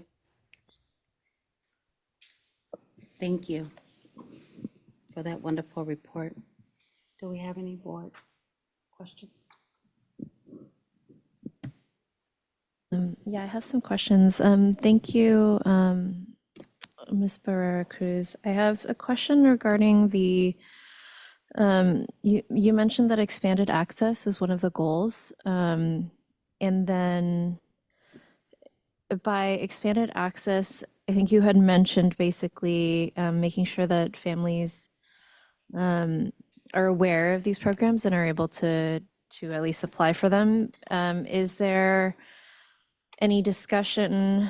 And I know that we've made a lot of strides with respect to the Fiesta de Opciones, which has been really great for kind of letting more people know about that and access those programs. But then you also mentioned that there, and I apologize if this is an incorrect paraphrasing, but basically that we don't really have the population to be able to do 50-50, and so it's the program as it is currently is essentially focusing on English only students. Is that correct? Yes, I would love to answer that question. So to go back to the increased access, yes, we would like like to recommend that we provide more information about our Mandarin dual language program to our families when they are first registering in our district. So that's something that we can work as a task force to be able to achieve. And in terms of the dual language program model that we offer, we currently offer a 50-50 model, which means that the number of minutes that students spend learning Mandarin is about the same as the minutes they spend learning English. So we balance some subjects in English and some subjects in Mandarin. We do not have the student population to offer a 90-10 model, which requires having more Mandarin native speakers. In the future, if we were to see more Mandarin speakers enroll in the Mandarin program, we would be able to shift to that model. Got it. Thank you. Thank you for the clarification. I also had a question regarding, you mentioned that one recommendation is basically to have one of the core subjects be taught in the target language. Have we done any, I mean, I can only imagine that there's not that many people out there who have both the language skills and the social studies middle school credential. And so I'm wondering, have we figured out whether there is even like a big enough pool of people who could potentially fit these qualifications? We have not done that research, but from speaking and working in other districts that do offer Mandarin dual language, I know that if we go out and, specifically search and work with our human resources department, we might be able to recruit and retain someone with those qualifications, as we're currently doing it in our Spanish dual language program. Okay, thank you. And then I think my last question currently is it said in the report that students in the GATE program have been receiving Mandarin as a world language as of last year. Is that continuing? Because I had actually heard feedback about that it wasn't consistent, or it wasn't necessarily, I don't know. I had just heard from a parent in the GATE program that it didn't happen this year. And so I just wanted to clarify. I don't have information about that specifically, as our task force focused mainly on the Mandarin dual immersion program, but I can certainly get back to you on that. Thank you. I had a similar question as Trustee Trin about just kind of outreach and access. So just reading the document, the district plan, master plan, the first sentence under background says dual language education offers powerful opportunities for students who may be furthest from educational equity. So I'm just curious how we are reaching out to those that are furthest from educational equity to make sure that they're part of this program early on. Yes. That's one of the recommendations that we're making as a task force, is to be able to develop more opportunities to make families aware of these educational opportunities, which are certainly very successful. And when it comes to educating multilingual students, dual language programming offers the best outcomes for multilingual students. So that's one of the recommendations that we would like to make. It's not currently happening, but we hope that we can start doing that. Do you know how many students enter this program that are like demanding that they enter because they know about it, versus how many we've reached out to and brought in new, like, from the community? I'm not aware of that information yet, meaning like people who come in being aware of the program already versus Yeah, I mean, a us. lot of people know about the program. It's popular, but I'm just curious how many new families are we going out and saying, hey, we have this wonderful program. You may never have heard of it. We'd like you to be part of it. And you are one of the furthest from educational equity groups of people that we would like to include. And if I can, Executive Director Barrera Cruz, if I can talk for a minute on this.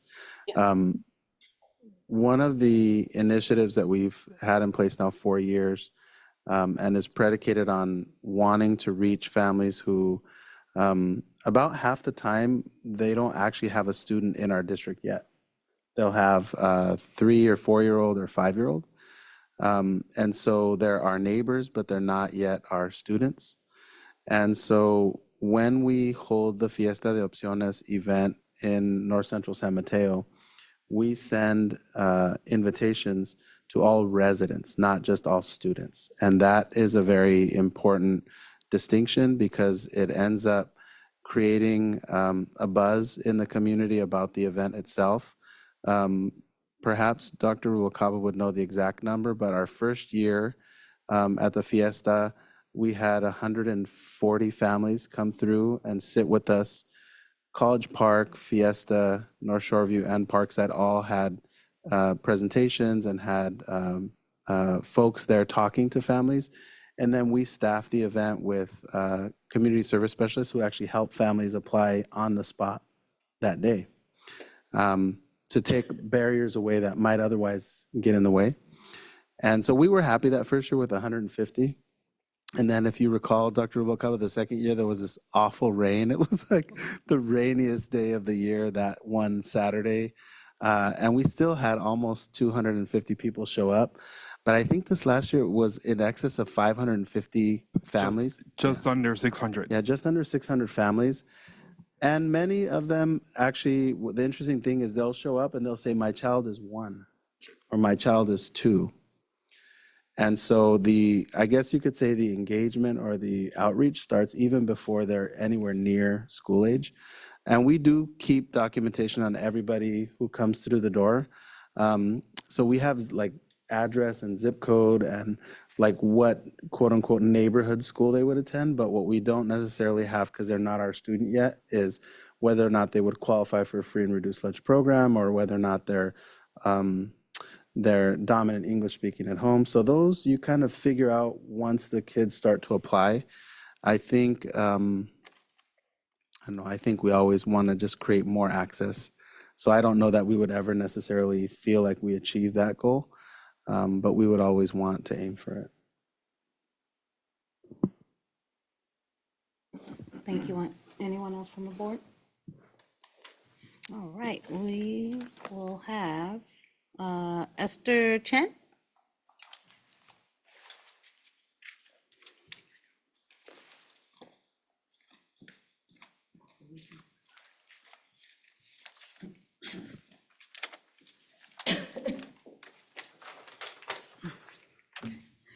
Good evening, Superintendent Orchard and members of the Board of the Trustees and district directors, leaders. Yeah, my name is Esther Chow. I am the 3rd grade Mandarin teacher at College Park and a member of the Mandarin Task Force team.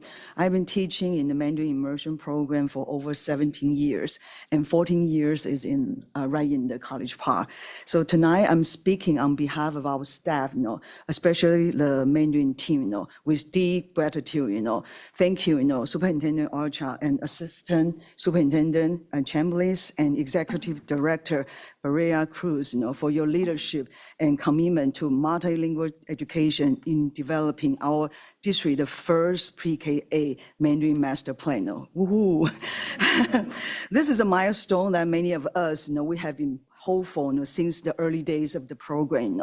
And this plan gives us the foundation we need to align the instruction in both English and Mandarin, and maintain the consistency across school, from preschool and elementary school and then the high school, and also help our students grow confident, bilingual and bicultural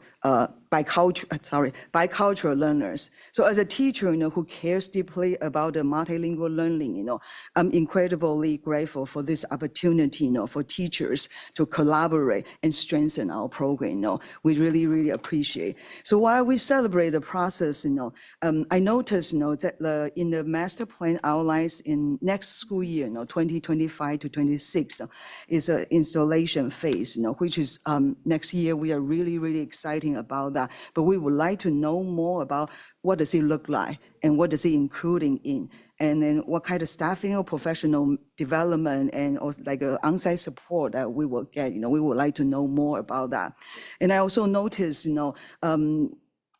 in the master plan, they recommend a Mandarin TOSA, for our school district, So I am someone who leading professional development through the Stanford World Language Project with our consultant. So I have been seeing firsthand how much impact a full-time TOSA can have in supporting instruction, development, curriculum, and mentoring teacher. That kind of support will really meaning to enhance the education for our teachers and students.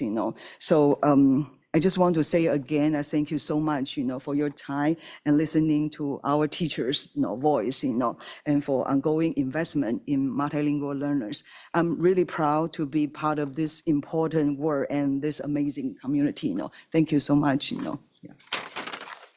Thank you. Next, we'll have Benai Tai. Ben? Oh.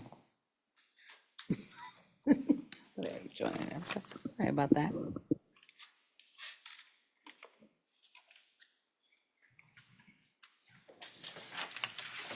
All right. Good evening, trustees, superintendent, and staff. Thank you for the opportunity to speak today. My name is Ben Tai, and my daughter goes to College Park. I also served on the Mandarin Master Plan Task Force and was able to attend each session of the task force. I first want to express my gratitude for the leadership provided by Aleda and Wendy on the establishment of the task force and guiding it over the course of over 6 months. I am also very grateful for the welcoming and collaborative environment that Principal Estanina provided so that we could do our work. And last but not least, I want to thank the teachers and parents and administrators who took time out of their busy days and evenings to develop the master plan. Participants spent a minimum of 3 hours, and I'm guessing, my best guess, up to 40 hours between all the meetings and taking feedback from parents via surveys and listening sessions. I'm proud to say that the result of this work is a master plan that will benefit all students, teachers, and families. For parents who are new to the program, like I was 5 years ago, this gives valuable insight into the program and sets parent expectations for student performance. It provides structure and support for the development of teachers in a dual language immersion program. It prevents students from being left behind, whether they're a Mandarin or English language learner.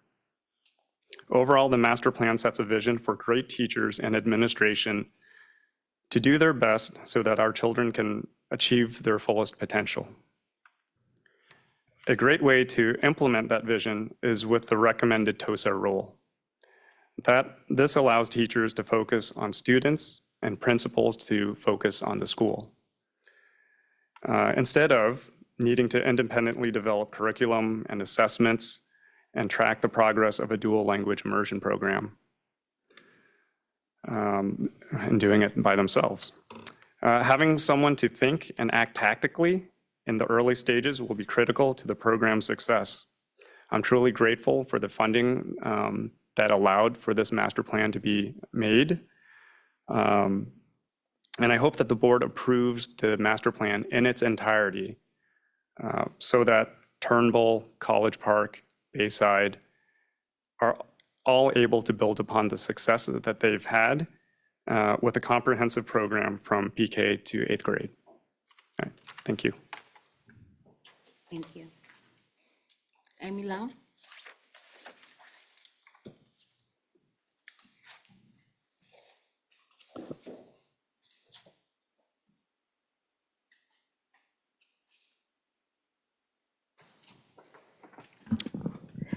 Hi, my name is Amy Lau, and I have two students two girls who started at Turnbull. One is at College Park this year, and the other one is at Bayside.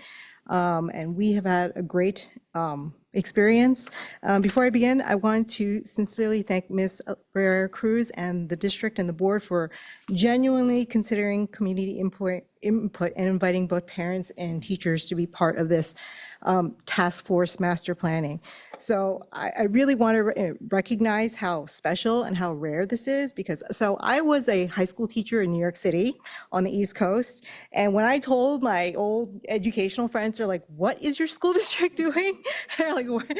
They thought we were crazy. But honestly, it was great because I've never seen a district proactively engage the community and parents in master planning in this way.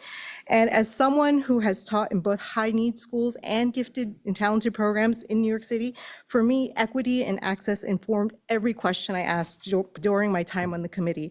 And I really want to express my sincere appreciation to Ms. Barrera Cruz and the district for bringing Ms. Chung in from the Stanford World Languages Project to ensure that we are aligned with the latest best practices in bilingual Mandarin education in the US. Because at College Park, frankly, many families bring valuable experience with Mandarin instruction. However, the experience of learning Mandarin in America is fundamentally different than learning it in China or Taiwan or somewhere else where it is the dominant language.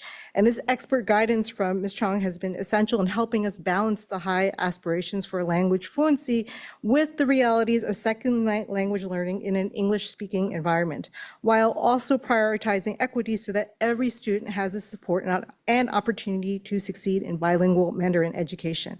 And so as the committee explored these research-backed best practices for bilingual Mandarin and English education in the US, we gained, as parents and task force, we gained a clear understanding of what it truly takes to support all learners.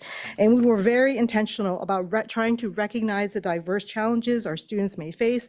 For example, limited exposure to Mandarin speakers outside of school if your home language is not Mandarin, and we were very, very thoughtful about trying to incorporate initiatives like more community outreach to promote more equitable learning opportunities. And so my goal personally in joining this committee was just to support the ongoing efforts to ensure that every kid entering College Park can receive a high quality, culturally responsive education regardless of the language spoken at home, family financial situation, or access to outside resources. And having participated in almost every single meeting for this master plan, I am confident that it is both research-based and shaped by community input, and it sets up a really strong foundation for a learning environment where every student, regardless of background, can thrive in both Mandarin and English. Thank you. Thank you, Ms. Lau. Michael, can you please check online to see if we have any online comments? Checking. No public comments at this time. Thank you. We will now move to item 5B, and we will open public hearing. If we can, I think. Yeah. Oh. It's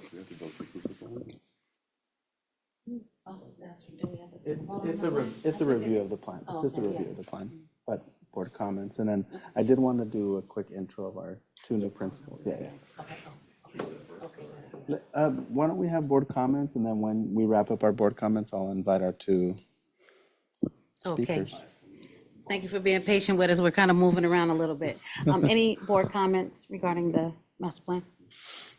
I didn't ask questions earlier, so I do have some comments I want to provide. First, I did really want to thank all the folks who are involved with our committee. I know we have some of the task force members here. Thank Aleda and her team. Principal Estanina has been giving me updates every single time I run into her and how excited she is about the plan and the kind of expertise we brought in. I think also, folks on the dais know I have a lot of concerns sometimes about the way we operate, our level of transparency, our level of engagement, but especially when it comes to how this task force was put together or the work we've done around community schools and so many other things we're doing around our housing task force, I feel like there's a very concerted effort from this administration, from this board, and from our district as a whole to make sure that community, parent, educator voices are all a part of these decisions. And so to see something like this that is a very difficult topic to take on, it's not something that we have a lot of peer districts to lean on for this, come together in a district like ours, I think it's just a really exciting program to see.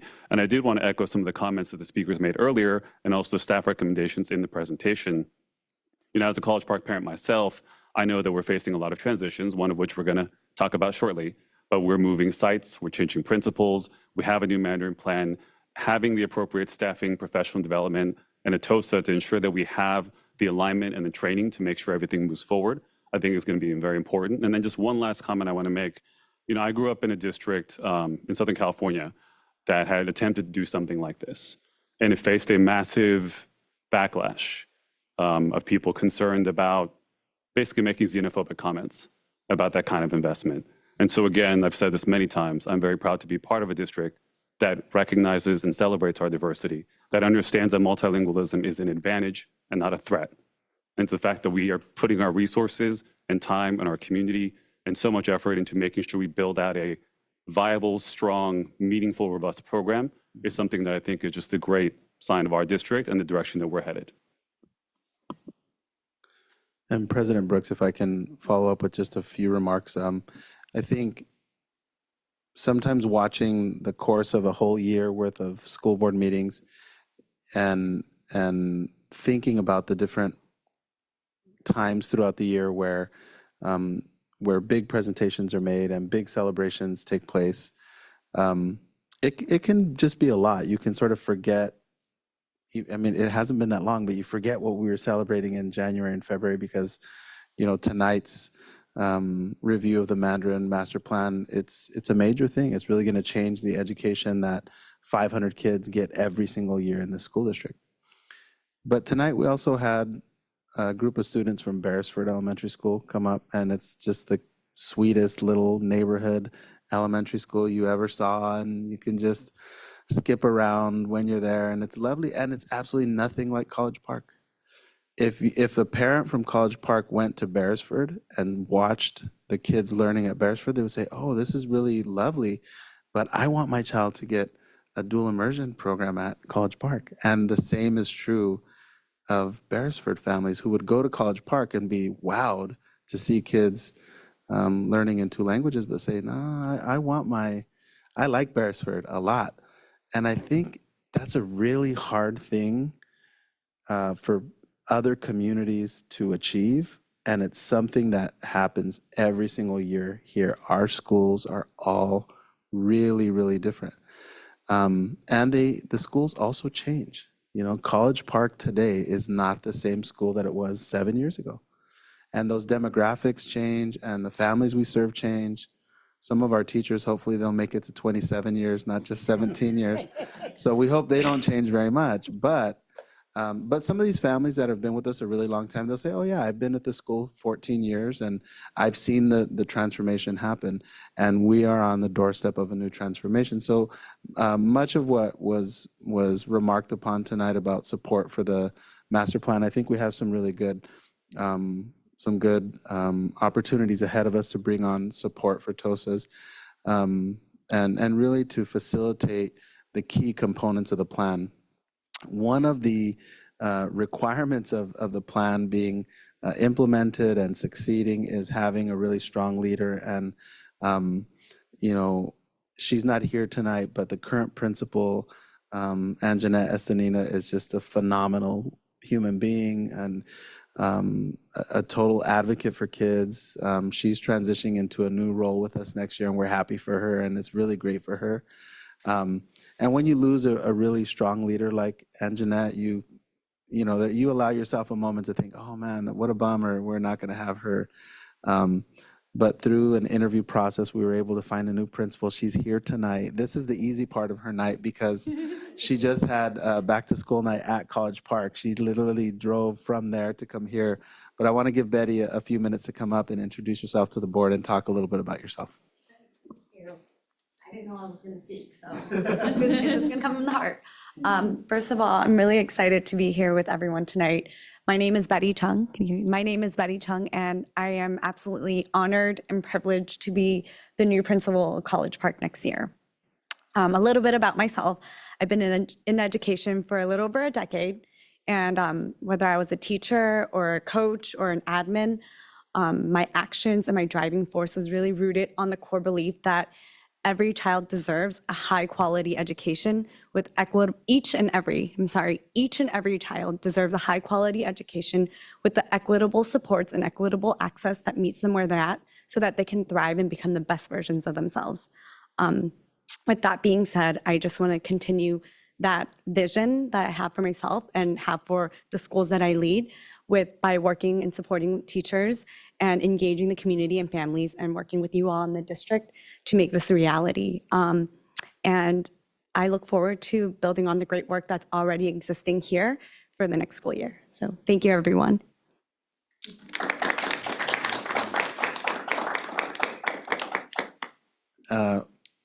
One other approval that just happened, we also went through another interview process at one of our Montessori schools at North Shoreview Montessori. And again, what an incredible school, a California distinguished school, and the kind of place anybody would be so proud to have their kids go to school. And I want to introduce the new principal who was just approved during the consent agenda to come up and say a few words. Lisa Halwa, please come up.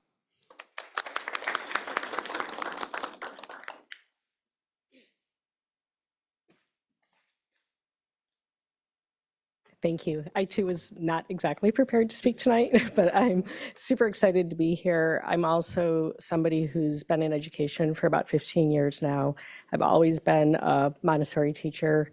I'm super committed to public Montessori and that equitable vision that we've all been talking about tonight and bringing that to more students. So I've been at our Parkside community, and I'm super excited to be joining our North Shoreview community, and I'm happy to serve you all. Thank you. Thank you and welcome.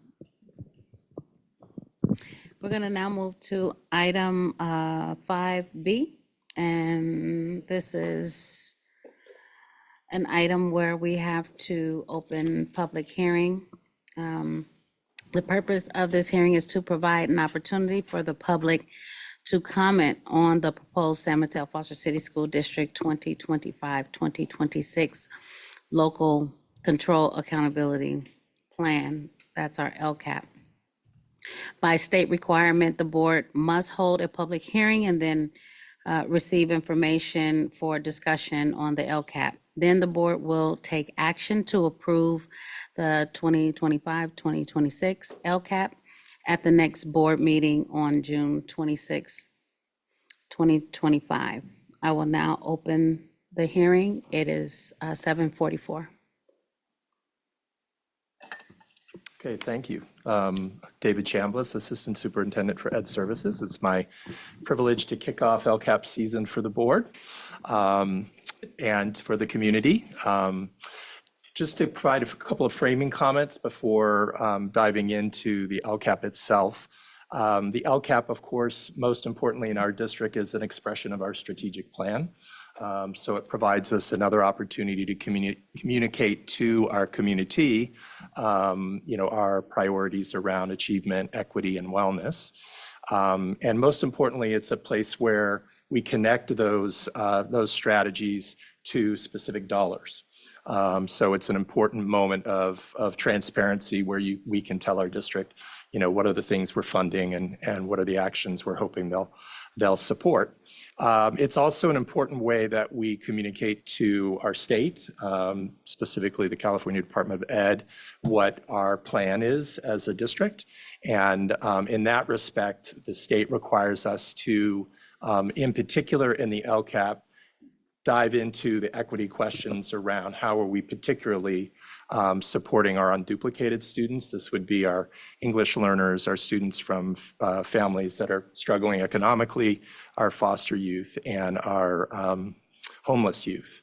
So I invite you to hold those priorities as we have this discussion. And so let me take a moment and I will share my screen. And I would like to spend a few moments talking with you about the LCAP. And again, thank you, President Brooks. Basically, I'm going to provide that overview, obviously begin conversation tonight. We can continue to take feedback both from the board and the community over the next couple of weeks, and then we'll come back at the end of June, hopefully for approval of the final draft. So make sure. Okay, there we go. All right.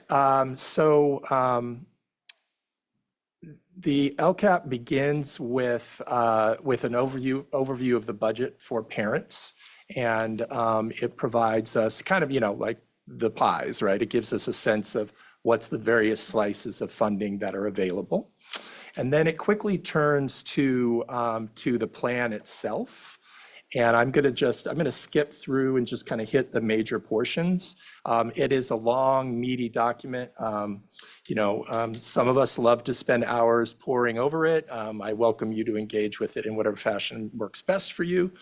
But some of the key pieces are, for example, the reflections on our annual performance. It's several pages where we take the data that is provided in the sections that are goal 1, 2, and 3, and we do an analysis of it, and we talk about where we think we are being successful and where we see continued challenges, and then kind of highlight the priorities that we are engaging in through the LCAP. I do want to call out, there is one particular place where you can see here, it's actually a link. And that's a document that provides a summary of how the strategies in the LCAP address the specific needs of certain student groups, of certain schools with those student groups. So it looks something like this, and it's found at the very end of the LCAP. So you can use the link, or you can go to the end of the LCAP and see this document. And basically it calls out, it's the so-called red dashboard indicators. It's places where, based on mostly on our CASP data, but also like our absenteeism data, where we have student groups outside the sphere of success and how we're attempting to support them. So I just wanted to call out that as a place that you can find some interesting information. Then just moving along, there is the section I mentioned briefly before that are the 3 goals in our LCAP, and they line up exactly with our strategic plan. There's goal 1 around academic achievement, goal 2 around equity, and goal 3 around wellness. You will see in each goal area, there's some basic overview information, and then the indicators that we use in the LCAP to talk about how our students are doing based on the data. I'll just take a moment to show you that for this first metric 1.1, which is our literacy CASP data, you can see there's a baseline year, there's a year 1 outcome, there's a target for the 3rd year because this is technically a 3-year plan. And then there's a column that sort of provides you the difference and gives you a sense of a progress indicators.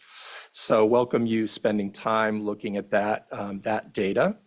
And then right beyond that, there are several sections, which is a goals analysis. And this is a deep dive on this year's LCAP of every action we took, and basically answering the questions of, what's the substantive difference that this action made?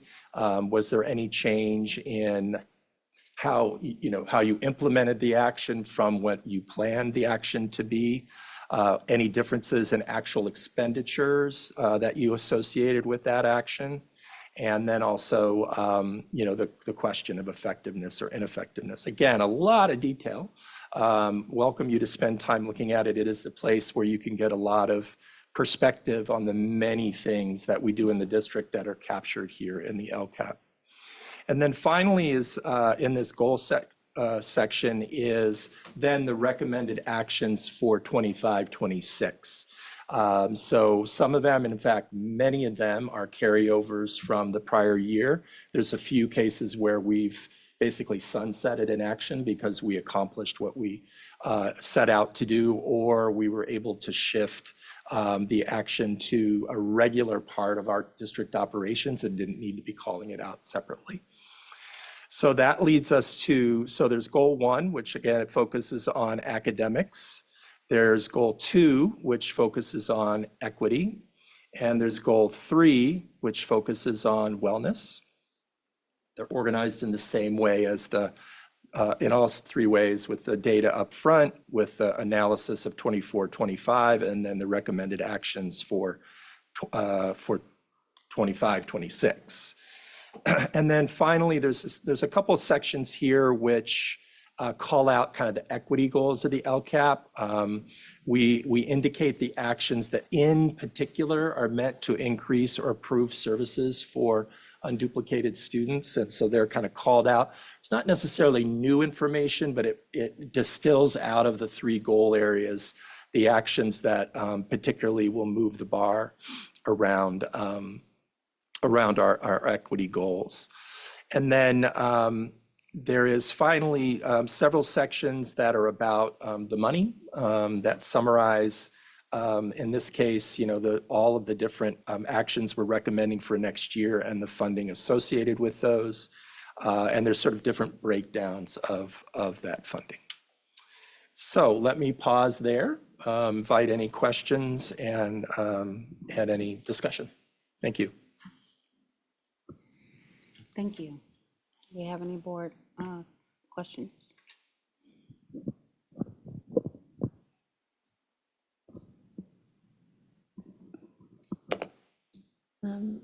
Thank you for the presentation.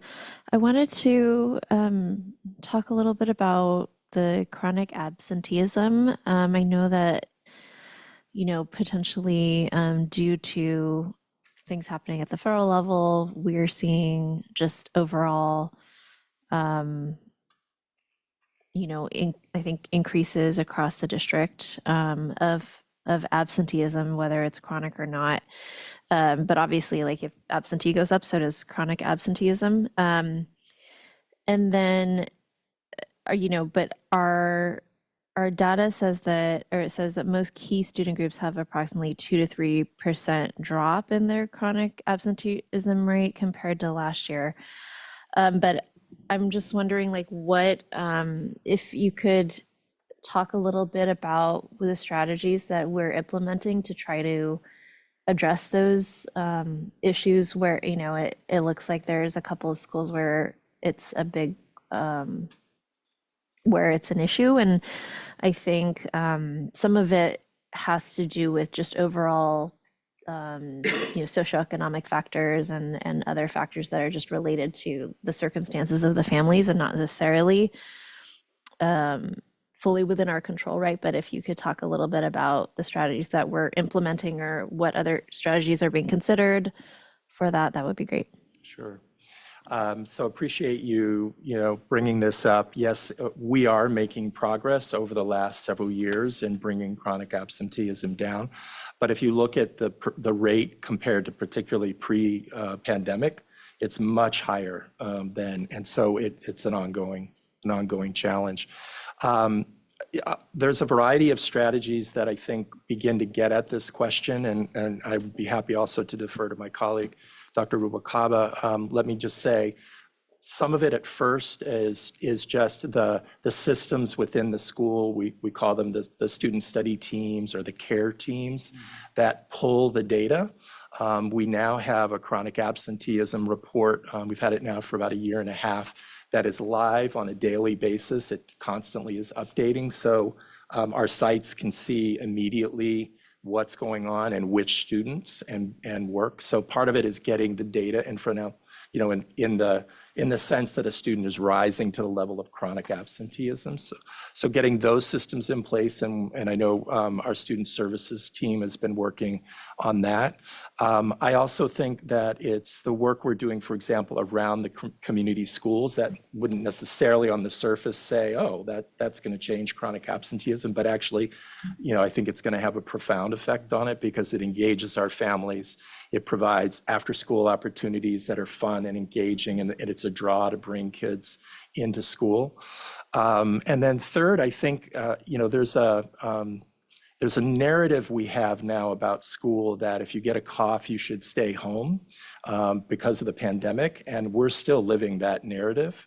And we have to continue to send the message, I think usually in a kind and supportive way. I think one move we've made as a district is we used to frankly send those kind of scary punitive letters that said to people, if you don't come to school, you're gonna, and we've stopped doing that because that's not actually the message we want to say. That our schools are inviting. If you got a cough, still come to school. So I think, combating that narrative, and that is still the legacy of pandemic, and we just have to keep kind of hammering that home. A last point just to acknowledge is that with Gloria Ehrlich's retirement, that we have a much more robust independent studies program than we have before. So when kids are out, particularly when families have to go back to home countries and things like that, we're doing a much better job of having them sign up for independent studies, which actually they're out of school, but they're technically still allowed to be counted for attendance purposes. And so that's another aspect that can help with our chronic absenteeism. If you want to add anything. Yeah, no, I think you summarized it pretty well. I would also add that there's, the family engagement component. We have done just a tremendous job, and with a lot of targeted efforts, to bring in the families that have children who are having challenges, right, with attendance. And as we know, a lot of our families and kiddos at our Title I schools, which happen to be our community schools at the elementary level, have really been beneficiaries of the PK program, have been, I know LEAD as an example holds, attendance breakfasts, right, to kind of encourage and provide knowledge to our families about the importance of attendance, right? As my colleague David mentioned, we have, CARES teams, and chronic absenteeism is one of the most important, if not the most important data point that is presented and discussed to develop improvement plans for the child in a wraparound service kind of mentality, right? And then 3, I also want to put in a plug for, a grant that my department's that I am working on in my department, which is the local communities grant through the CDE. And in reviewing that with our superintendent Ochoa, one of the key aspects of that is to address chronic absenteeism at our school sites, and we're doing it through a restorative approach. I think what's great is that we get to not start from scratch, but we get to build on so many great personnel and supports that are already in place, from restorative justice teachers on special assignment, across all grade levels, to just the assortment of, the kinds of professional development that we're providing on restorative justice for all staff. And it's really, right, coming together as a community of educators and making that link to the engagement that we provide our families. Thank you. Anyone else?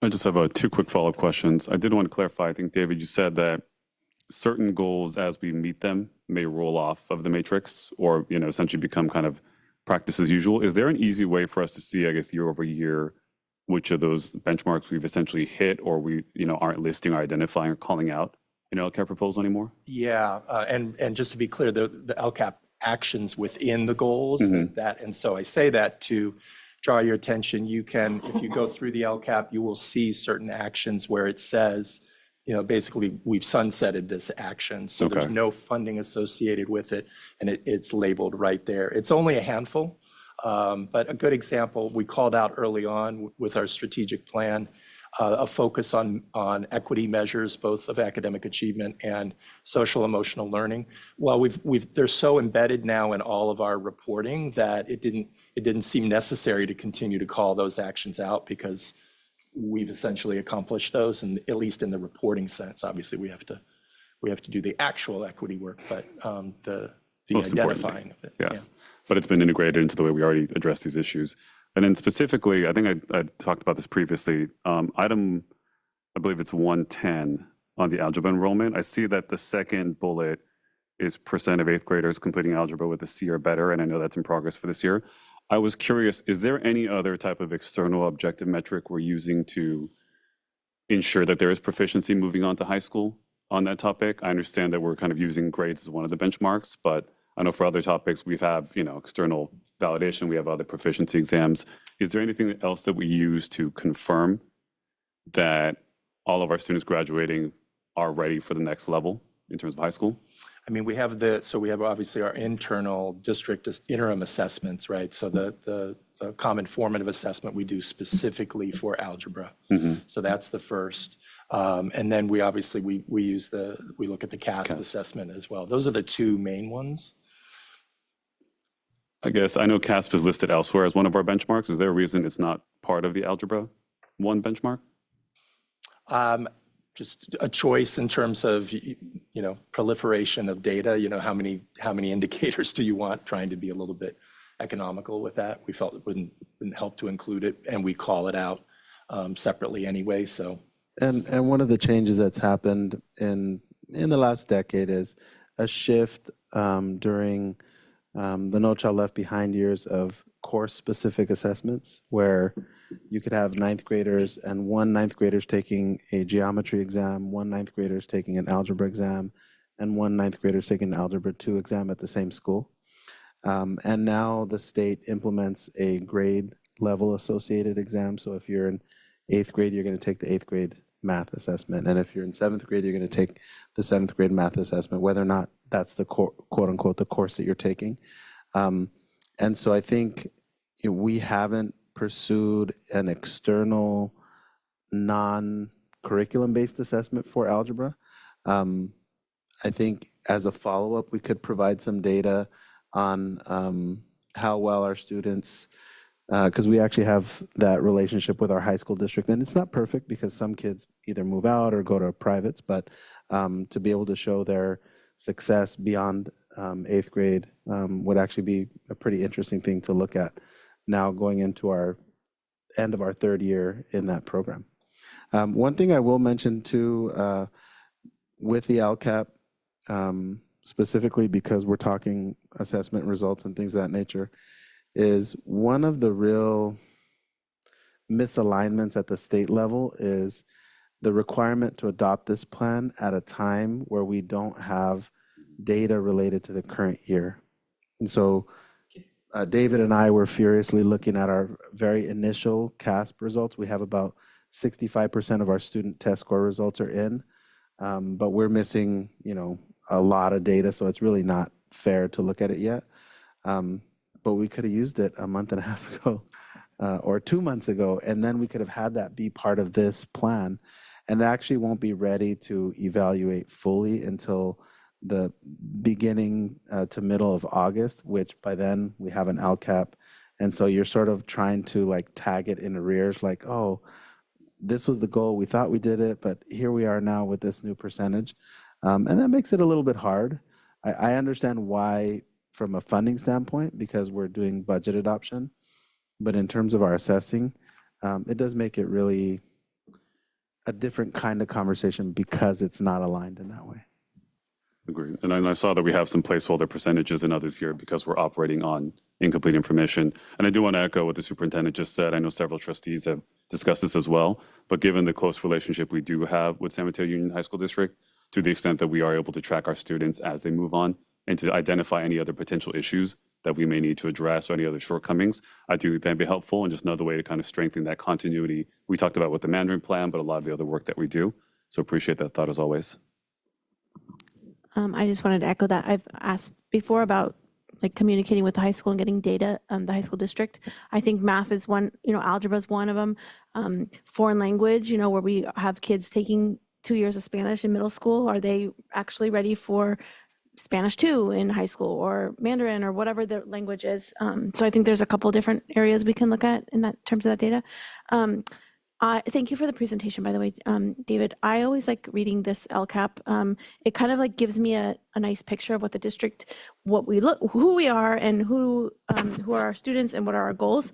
I did want to point out, this is just a very picky thing, but in the first box about general information, I was curious why we say Foster City is a newer city, mostly middle to upper middle income families. We don't talk about the income of San Mateo. I'm just wondering what's the value of saying we're 2 cities, but we consider ourselves 1 district. Why we're kind of calling out something about 1 city that maybe isn't necessary to be there. Anyways, that's my thought, my question, and I don't know. It feels a little bit like 2 cities instead of 1 district. we can do some editing. Thank you. I want everyone to feel welcome and to be part of this. Thank you. Do we have any in-person comment? Michael, can you please check online for public comment? Checking. No public comments at this time. Thank you.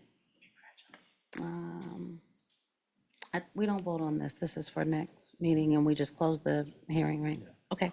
At 8:06, we will close the hearing, the public hearing. We will now open, we will go to agenda item 6A, and we will open another public hearing.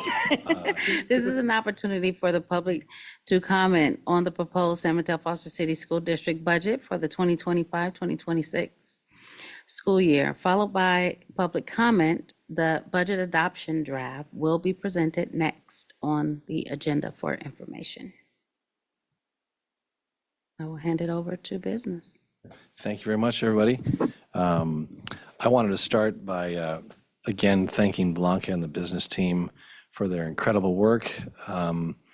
This year, in addition to producing this budget for us, we are migrating to a new financial system, which I'm really pleased about. When I first came on board in this county years ago, I made a recommendation to the county at that time that I thought we should migrate to a new system. So I'm really pleased that we're migrating to that, but it's an extraordinary amount of work. So I want to, and Rui's over there smiling because she understands, she's been through the drill. And we're going to talk to Rui briefly. So wanted to acknowledge the tremendous hard work of the team. I wanted to share with you just a few comments too about the presentation I attended yesterday, which was the School Services May Revised presentation, talking about the governor's proposed budget. And just give you a few highlights because we didn't have time to integrate into these slides. On a positive note, there's a couple of positives that we're looking at, which is we anticipate we may receive up to $2.9 million in Learning Recovery Emergency Block Grant funding. We understand as well too that we should receive some student support and professional development block grant funds, which we haven't put into the budget as yet. Those are both positive. We heard yesterday as well too that for our district we can expect to lose about $360,000 in Title III funds. The good news is that if those other dollars materialize from a state level, we think we can offset that loss of funds with the flexibility that districts have with those other two sources I mentioned to you as well too. ELOP, we anticipate some additional funding from that. We don't know exactly what that's going to be as of yet, but we expect we will receive some additional funds. And we have some partners. We made some changes in our expenditures for the 25-26 year because we had sustained a loss in funding. And there are some folks who are interested in if we receive some additional funding, might we be able to do more with those dollars? So we'll keep those folks posted too. And in a little while too, on the slide deck too, we share with you too on the community schools funding source. We have some expenditures which we can still move into restricted dollars from unrestricted. So we're looking to do that too, and that will result in your funding balance going up in your general fund and unrestricted side. And another item too, which we will integrate into our 25-26 budget for you is we move dollars that we receive for transportation into Fund 40 in anticipation of the project we're going to do out there at Bayside. And since that we've got a different plan in place now, we're going to move those dollars back into the general fund unrestricted. That's about $4.2 million. Okay, so that's another item which will be incorporated into the budget. And I'll talk about transportation as well in a few moments. Let me just put this into slideshow mode. Okay, and again, there we go. Now it's saying document recovery. I'm not sure why it says that. Close. When we had that, just let me go back. I'm sorry about that, folks. Let me try it again. Stop share. And bear with me just one moment here. We're going to go back to sharing. Screen.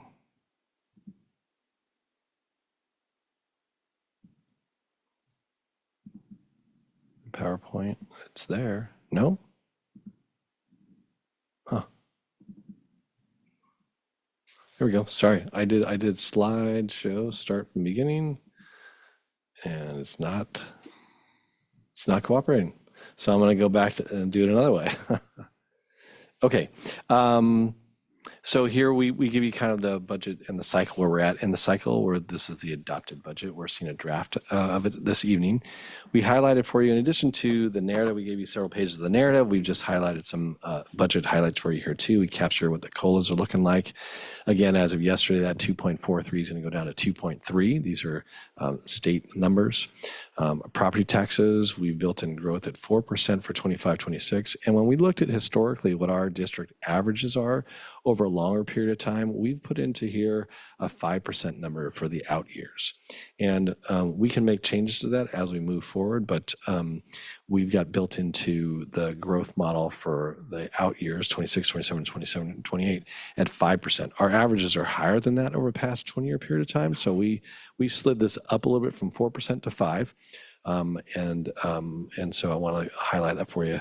Special education expenditures, again, our special education expenditures continue to increase. We've incorporated reductions in our NPA costs starting the next year.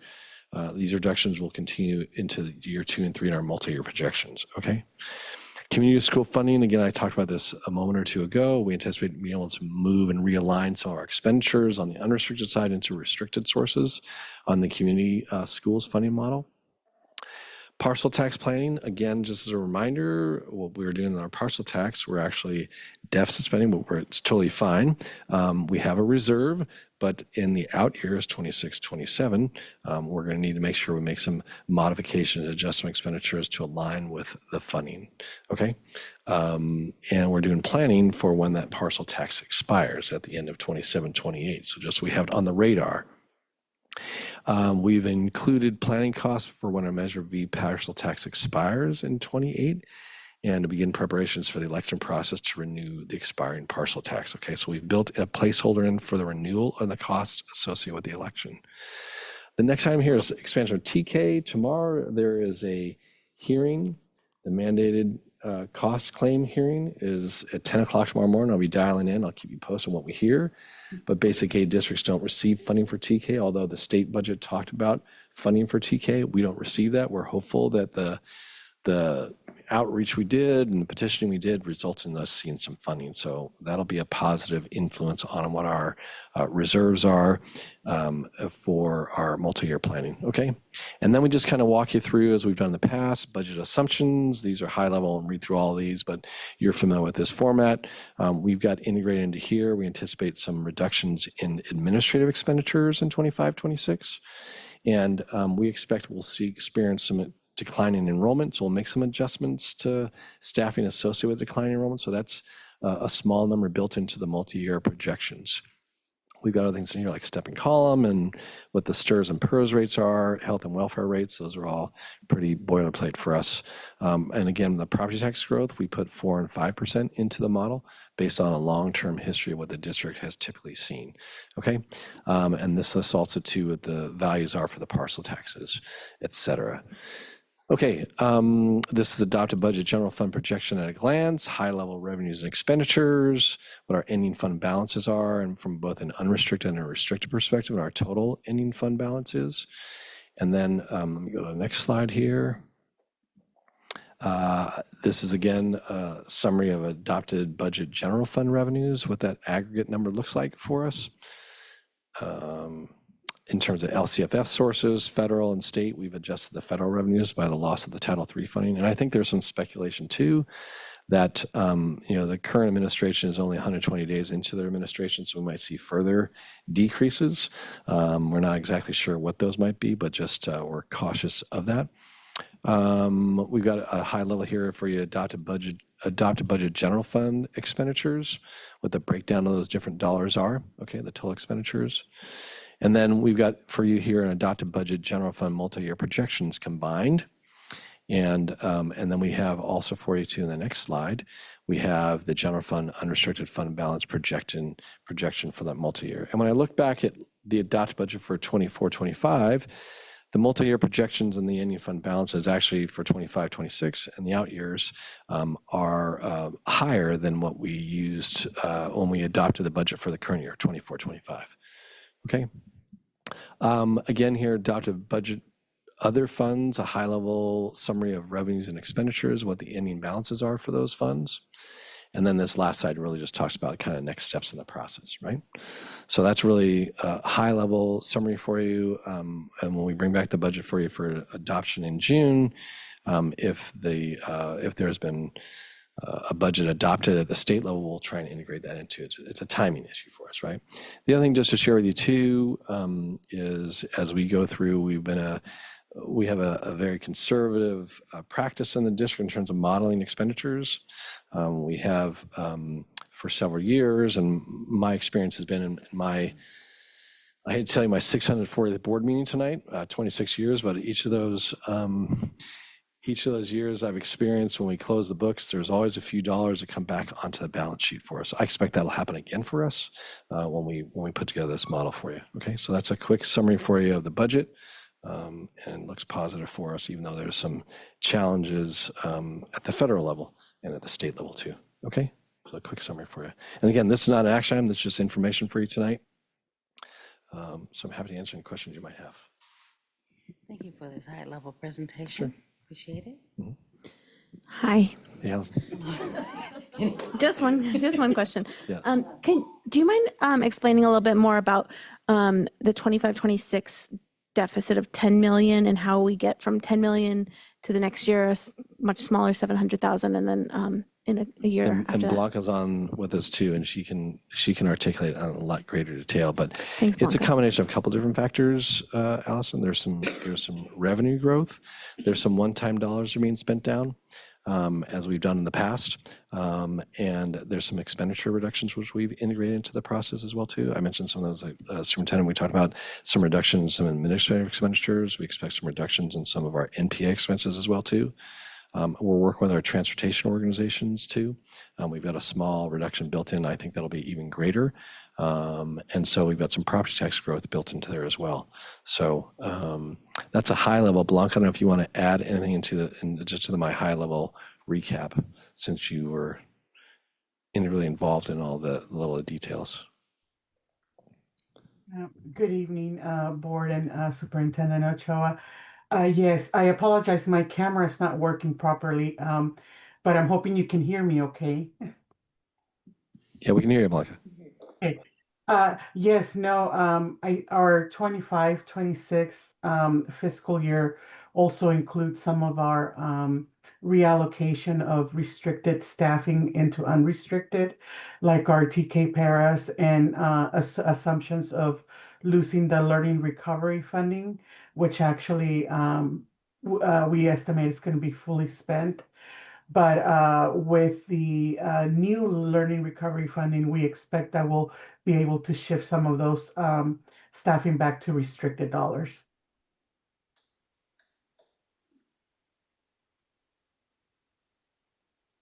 Thank you, Blanca. Thank you. Again, this is just information for you tonight. If you have questions between now and next board meeting, I'm happy to spend time with you one-on-one or, yeah. No questions, but I just wanted to first thank you for the presentation. I think given what we're all seeing on the national level and other local school districts, I really think what we're doing here is very wise. I think I can speak for everyone here that we, all want to keep our schools open. We want to keep as many jobs as we can in the district. We want to keep serving our students. And so seeing a generous ending fund balance to really be able to help us weather whatever storms are going to come and hit us for the next 4 years, I think it's really wise. So I wanted to thank you and your leadership on this, and also Superintendent Ochoa, the previous board, and setting us up in our district financially in this way. I really appreciate it.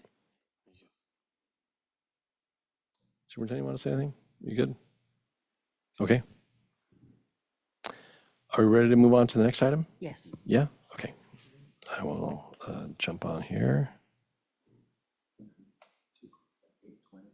Oh, it's all right. I'll go ahead and close that public hearing at 8:20. And then we'll reopen another public hearing. Yep. Okay, this is for 6C. Yes, thank you. Oh, we're doing 6B first. Or do we have to open a public hearing on 6B? You're just opening a public hearing on this item as well, too? And Okay. You've just opened it, and I can just jump in and do the Okay. presentation now. Okay, for 6C, we'll go ahead and open the public hearing at 8:21. Thank you. Okay, share screen. This is the components of the ending fund balance for 25-26. And again, some of these will fluctuate based on us going through the process of closing the books. And we expect that those dollars will result in this number being a larger number when we go through we finish the process as a beginning balance for 25-26, right? After we close 24-25, we expect that the 25-26 beginning balance will grow. But again, this shows you some components of the ending fund balance. We've got the 3% economic uncertainty reserve called out up above there of $6 million. And again, our district has a practice of maintaining a 6% reserve. So a little bit down below there, you'll see this $6.4 million below. And that those two numbers combined are your 6%. We've got other components in the ending fund balance here too. We've called out in this ending fund balance a set aside for negotiations, a dollar amount. What we expect that we will see in the form of dollars. We, as I said too, some of the dollars will be moving into this reserve as well too. Will be from the transportation dollars. That $4.2 million will get shifted into this dollar amount. We expect that we'll see some dollars again after we close the books in 24-25, and that will get, when those dollars get moved back over, it will go towards what we've held in the past as a payroll reserve. So again, this snapshot of your components of the ending fund balance for 25-26 are very similar to what we had for 24-25, and we've seen that pattern in the past of those dollars being materializing and being added to your ending fund balance here too.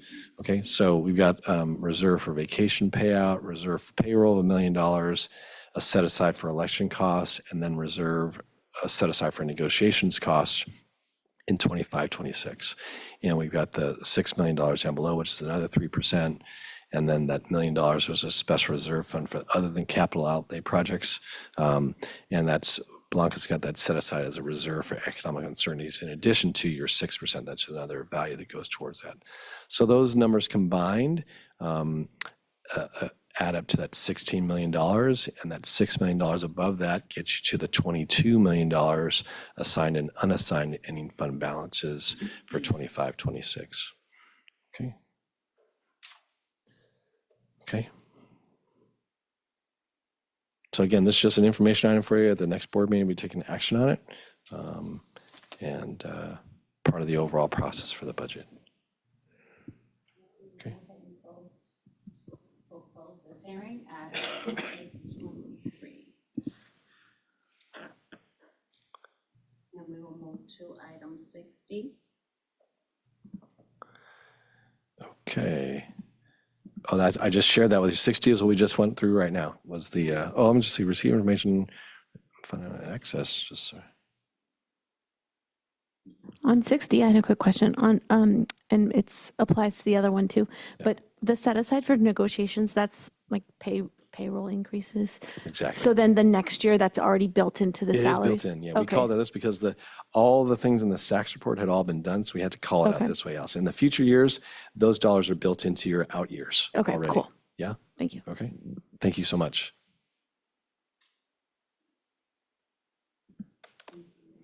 All right. Move to item 6E. Yes, this is, again, enabling us to proceed with the cash flow needs we have for projects related to Measure T. And so this is a resolution we ask you to adopt this evening, which enables us to move forward on selling the next set of bonds. We are meeting on June 4th with the rating agencies. We'll be reviewing our financial information with them. And subsequent to that rating agency process we go through, we'll be proceeding with selling the bonds. So this is going to enable us to move forward for selling the bonds. And this is a resolution that requires that you take action in the form of approving the resolution, which will enable us to move forward on doing more projects. Any questions from the board? Do we just? Yeah, you vote take, now? have to take action, so it's you do a roll call vote on the, Do we need public comment on this or? oh, if you want to, yeah. Michael, can you please see if there are any public comment? Checking. Online? Thank you. No comments at this time. Okay. Anyone in person? All right, I will go ahead and take a motion. Oh yeah, I had a comment real quick. I just was on a plane, so I took a cool aerial shot of Bowditch while we're coming in. So I'm excited about, more bonds and more money coming in so we can continue. Yeah. Thank you. Awesome. It's cool.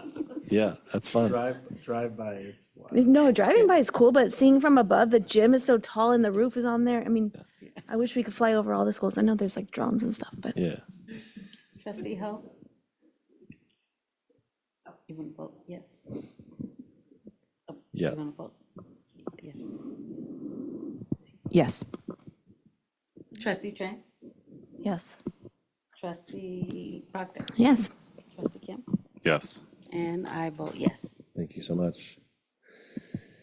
Superintendent, would you like to talk about this next item, the Bay? Yes, thank you. It's under your department, but I definitely want to talk, and I want to invite one of our colleagues up to the podium. Tonight's item is the start of a very important process for our school district that will have a lasting impact on the kind of education students receive in the San Mateo-Foster City School District. And what is before the board this evening represents a very important first step between two organizations, ourselves and the Bay Ed Fund. We do have one of our colleagues from the Bay Ed Fund here, so I want to give her an opportunity to introduce herself and make introductory remarks that she feels will help set the table for the item, and then I'll go through the nuts and bolts of the actual MOU so you don't feel responsible for doing that. Perfect. Thanks so much, Superintendent Ochoa.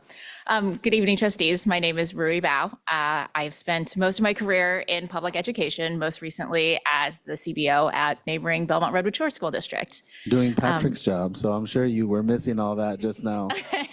Indeed, indeed. And I'm here tonight as a partner from the Bay Ed Fund. So Bay Ed Fund was created to help local communities, so educators, families, and local community leaders come together to co-create a vision for what they want to be true for their students. And our role in that is to provide both the funding and the access to expertise to allow this visioning process to happen. Over the past few months, we have been able to meet with over 100 community members right here in San Mateo Foster City, families, educators, and community leaders, including a number of you. And we've really enjoyed hearing about the amazing things going on at this district, notably the community schools. And we felt really energized by your commitment to equity, to parent empowerment, and to whole child. So in front of you tonight is the MOU that reflects the same process and partnership that we have spent the last several years going through with South San Francisco Unified, as well as Ravenswood City Elementary, which begins with this visioning process. So I'll turn it back over to you, Superintendent Ochoa. Thank you, Rui. The crux of the work over the next 12 months is going to focus on two really, really big and important projects. And the first is a process where the Bay Ed Fund helps us facilitate a series of open, transparent, public, rigorous meetings that result in our school district arriving at a North Star, a really, really high level visioning outcome that helps us think differently and really advance our work related to what kind of educational future we want all of your kids and all of the rest of the kids in the school district to be able to experience. And then the second is the initial component of what we're calling the community strategic plan. So that's actually, that in and of itself is a change for our school district. I think our schools and our stakeholders really know what the strategic plan is in our district. You heard about it in the LCAP, you heard about it in Patrick's presentations tonight. When our schools invite people in to observe us, we talk about our strategic plan, and in the future, that's going to sound different. And we're going to make the important step of adding the word community to that plan moving forward as part of our partnership with the Bay Ed Fund. But also, I think just a new awareness on our part of how important it is for the plan not just to belong to the people who happen to be in the room at that time or happen to work for the district, but actually belong to the people who are served by the plan. And, so I think, in some ways when I meet with, and our teams and our stakeholders meet with the Bay Ed Fund, they're really good at making everything feel very poetic and very sort of, just there's a sort of an air of a really exciting possibility when we meet with the Bay Ed Fund. I think what sets them apart as a group that wants to work with us is they really have this 360-degree vision of what constitutes a school community. So in as much as they knew it was important to meet with members of the board, and I think those meetings are really, really important. Initially, one of the very first folks they wanted to meet with were our employee groups. And I know those meetings were really important to their process as well. But to their credit, the very next request that came from them was, we want to meet your parents. And we want to meet parents from all over the district. And, she's mentioned it in her remarks tonight, Rui did, that, close to 100 individuals coming in. And that really means something to the people here to sit across from somebody who basically, they want us to tell them our story. And they also have credibility in what they do. Rui, I worked with Rui over the last 4 years as she was in her role in our neighboring district. But Rui works with some really, really talented people, including Ash Solar and including Paul and really everybody else that we've come into contact with the Bay Ed Fund. So tonight's MOU is a representation of the two organizations wanting to engage in this work together. The financial commitment for the Bay Ed Fund is significant, over $700,000 in services to the district, and the $150,000 commitment for us to be able to bring on leading educators to help us. You heard Beresford talk about it tonight, how excited they are about the reforms they want to make to teaching 3rd through 5th graders. And leading educators going to have something to say about that and assist us with that process. But also just generally connect with our classroom educators and with our principals and with our ed services staff throughout the district. And the 12 months is going to seem like it just flew by. And if we do it right, we'll be sitting here next year with the components of a community strategic plan, talking about, if we do this right, a 10-year commitment with the Bay Ed Fund, where we both can't imagine not doing the work together for the next decade, and then ultimately writing the district's community strategic plan for 2027 to 2032, which is going to look very different than the current strategic plan. And what's exciting about the partnership is that with their support, the people in this room, last time we did it, there were 40 people in this room. With their support, we'll have 80 people in the room, and the 80 people in the room will represent our magnet schools, our Title I schools, our Latino families, our white families, our longtime educators, our new educators, our African-American educators, our principals, and it'll be a true engagement about what we all want. And I think that's a hard goal to reach for, but with the partnership we have in place now and the quality of the people who are doing the work, I really think we're going to achieve it. So with that, I'll turn it over to the board for any questions. Rui and I are both here to answer any questions the board may have. And with that, I'll pass it back to you. Thank you. Comment or questions? No questions, but I'm just really excited for this partnership. I think you're providing something for us that is just so valuable and access to so many voices of so many stakeholders. And I'm just really excited to see this take off. Likewise.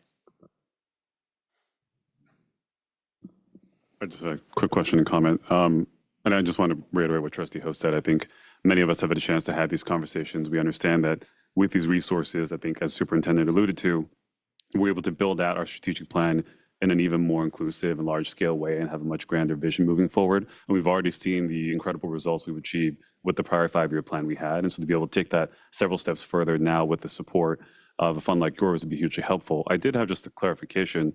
I believe on page 8 of the MOU, under district-specific intern assessments, that term is still highlighted and bracketed. Is that something that's still being resolved, or is that the final? We left it in that format simply because in the upcoming year, we're going to have multiple pilot adoptions for math. So that we wanted to make sure that it didn't specify one versus another because we are going through an adoption process with that.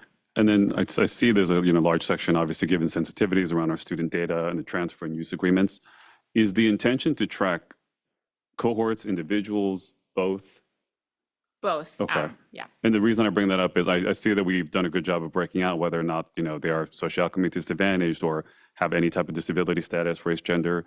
I think I said before, but one suggestion I may have is especially for, I'm thinking specifically of our GATE program, but also there's maybe additional programs in our district where it would be helpful to recognize that certain cohorts, even on the same campus, might be coming in at different levels or dealing with different types of programs. So sometimes I've noted it's helpful when instead of seeing an aggregate entire institution, Bayside elementary versus middle is very different. And then within the middle cohort, I believe, what is it, a fourth or a third of the students are in the GATE program as well, which also tends to have different outcomes. It's been helpful for me to see that breakout so that we're not looking at an aggregate picture of math passage rates across the board, but also within specific programs. I don't know if we have other similar pockets that might make sense, but to the extent that we're in designing our ability to access certain data, having that as part of what I would tag is something that I would suggest.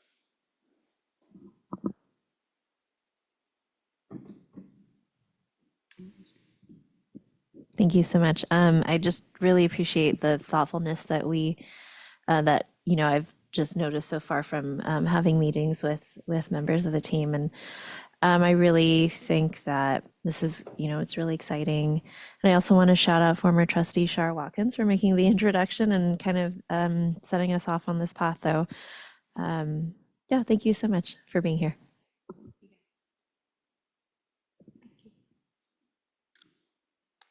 Any in-person comment? Good. Michael, can you please check online to see if there are any public comment? Checking. No public comments at this time. Thank you very much. Oh, I need to vote. Yes. Okay. Motion to approve this MOU? Second. All in favor, say aye. Aye. Thank you.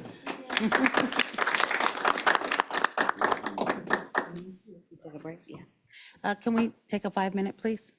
Thank you.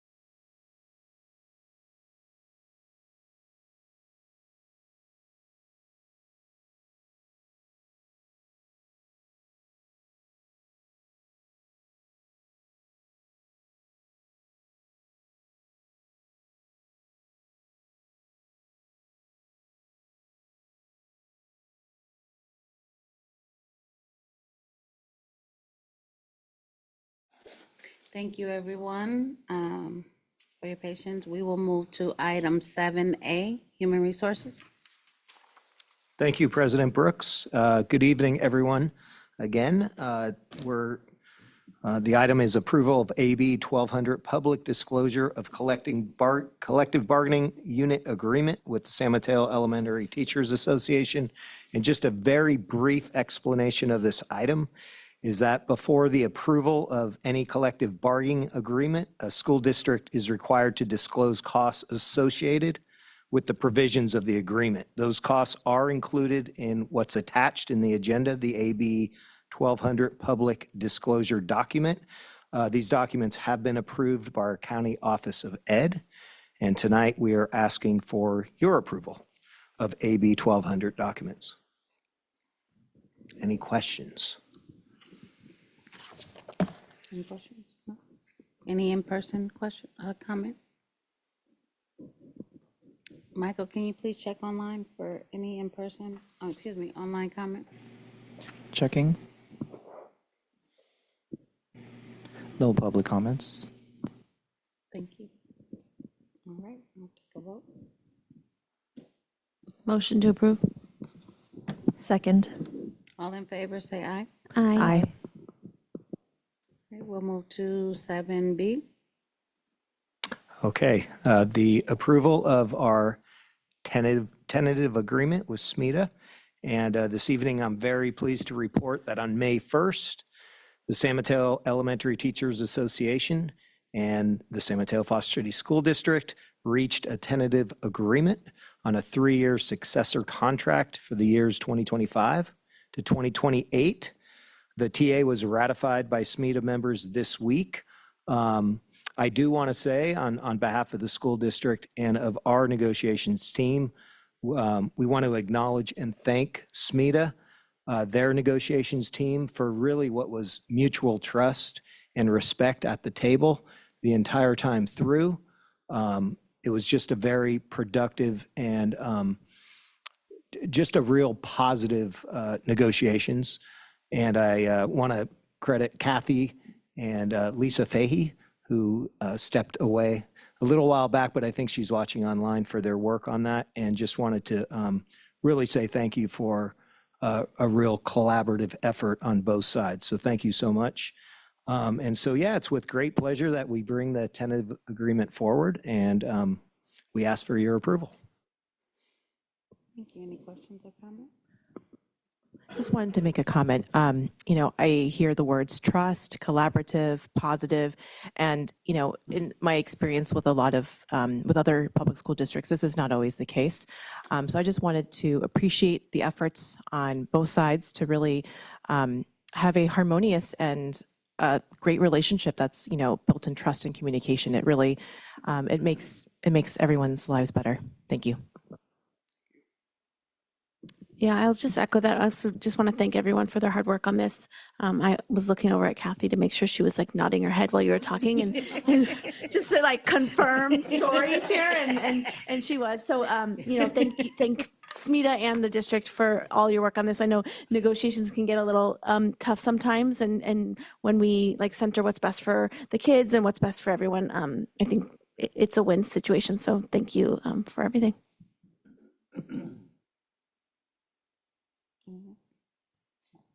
All right. Well, any online comment? Mike? Checking. Thank you. Oh, excuse me. Okay. No public comments. All right, we'll take in-person comment. I just want to echo and thank the district for our negotiation sessions. I feel like that we were able to have some really good conversations during that time, and we look forward to approval. All right, thank you. Thank you. With that, I'll take a vote. I'll make a motion to approve. Second. Ooh. Stacy, give it to Stacy. All in favor, say aye. Aye. Thank you. Thank you. All right, we will move to, let's see, 8A. This is the approval of the 2025-26 board meeting dates.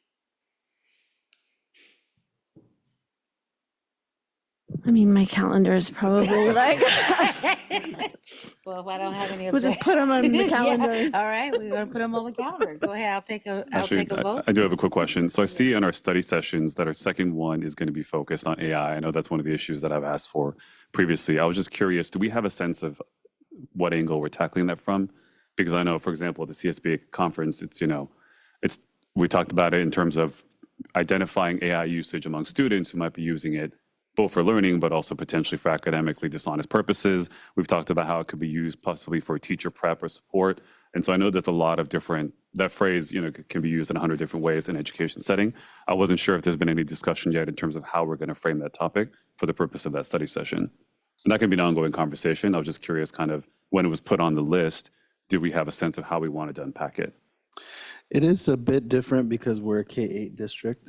And so at a high school level, the AI conversation, it really is dominated by that question of what to do about these young people who have, in many cases, they have multiple tech devices on them, whether it's a phone or an iPad or a laptop.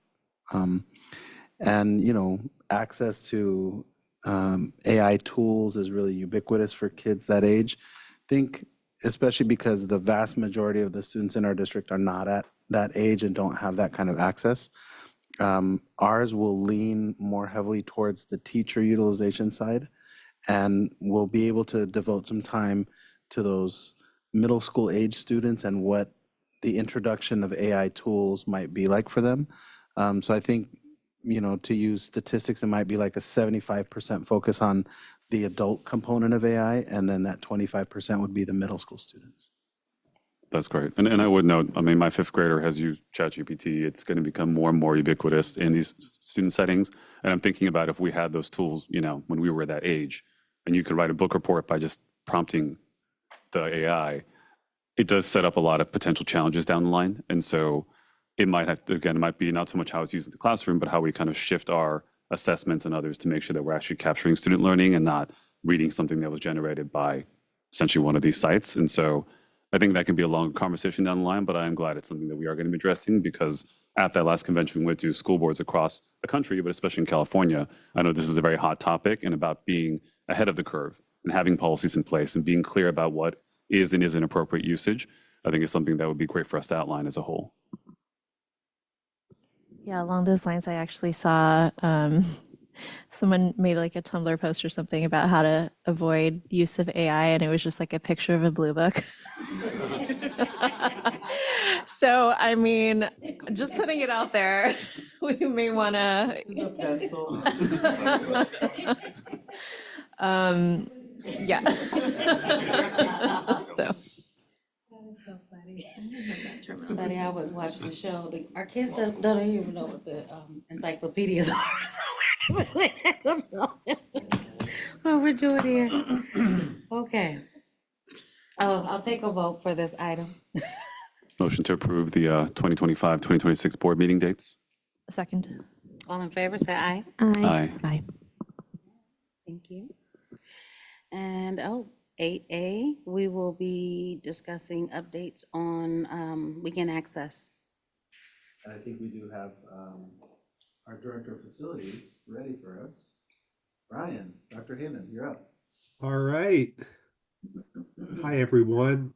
My name's Ryan Haven, and I serve as the Director of Administrative Services for the San Mateo-Foster City School District. And I am going to present this mini report on Open School Campuses pilot program, which was initiated by the superintendent and you all, the board, in response to community interest in opening campuses on weekends and during school breaks for public use, specifically playgrounds, turf fields, and basketball courts. So I want to make sure that I'm sharing this, presenting. Okay. Let's see here. Can you all see that? Yeah. Okay, terrific.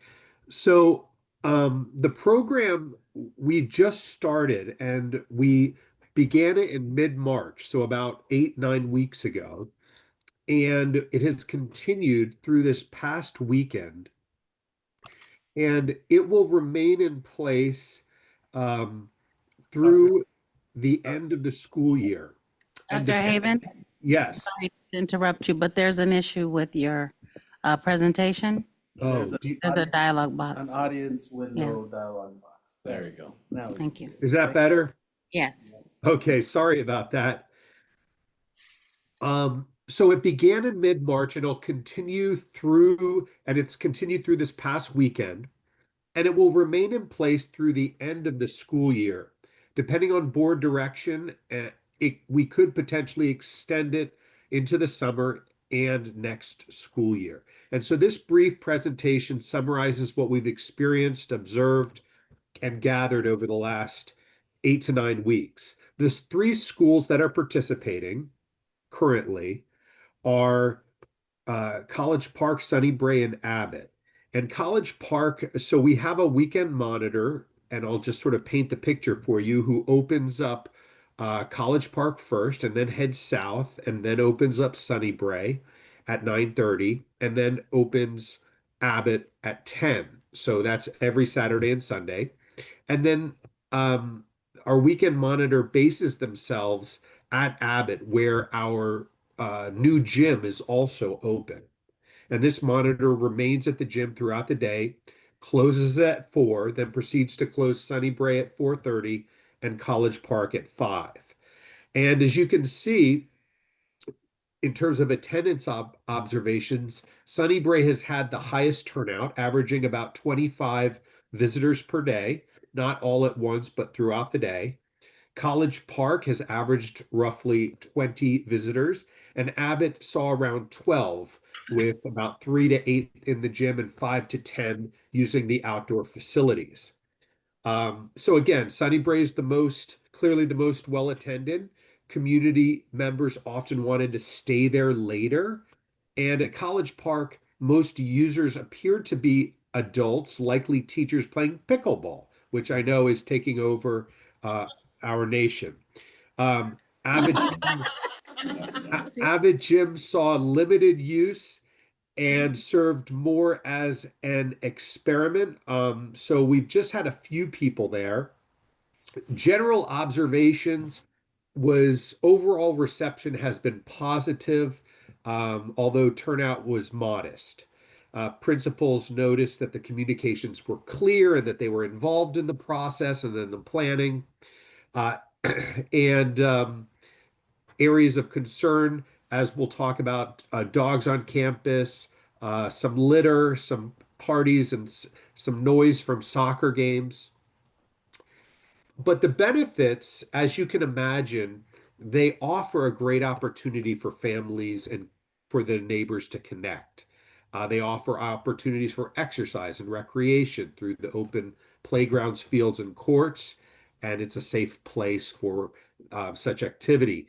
And then also interest from other sites. We have had other people from several other sites that I mentioned here, Laurel, Beresford, Foster City, and San Mateo Park, to name a few, who said, hey, we want to get in on the action too. So I'll get different calls like that from different community members. So I wanted to report on that. Challenges, and I don't know if this is challenges, but just costs. We do pay for this school monitor to open all 3 sites and to supervise the Abbott Gym, which is attracting a relatively few community members. Trash, some reports of increased trash, poop on turf, broken glass, presumably from bottles, which creates extra work for custodians. And I should note, because our monitor is at Abbott through the gym, they're not there to really supervise. So we don't really have supervision at the outside sites. It's more opening and closing. So there's potential risks of mischievous activity or partying and vandalism. Noise, there have been low level of complaints at Sunny Bray, some concern from neighbors about increased noise and people from the play area, and then confusion regarding access and security. So in some cases, people are trying to enter through the front gate, which is not currently open. And the reason for that is because we want to direct people as efficiently as possible to the fields and to the courts, and not through our classroom areas, which could become a security risk. And so that could create a potential risk for vandalism and graffiti. But thus far, we've not had serious problems related to that. The biggest, I would say, widespread thing we've seen is maybe an increase in trash, but it hasn't been terrible either. And then in terms of other logistical concerns, we've noticed, and I've talked to our monitor and gotten his report, and I talked to all the principals, but starting later, ending later, very few people are coming from 9 to 11. And many people, especially at Sunnybrae, are asking, hey, we'd like to stay later. So there's been that. Bathrooms, a few people have asked for bathroom access, although this would present new logistical concerns. Right now, bathrooms are not open, except in the Abbott gym, which it just makes sense to have it open. And then gates, I mentioned the gate situation and a little bit of confusion there. Suggestions for moving forward, consider the need for the gym. Right now, it does not appear that there's really a need. And if we freed up the monitor, they could be there to really be more of a supervisor for the sites. Secondly, we could monitor and open more schools throughout the day if the monitor was not at the gym. That's a possibility also. Also, starting later, ending later, such as 11 to 6 or 12 to 7, that's a possibility. And then we can clarify about which gate is open to the community. That's more of a communication thing that would be fairly simple and easy to do.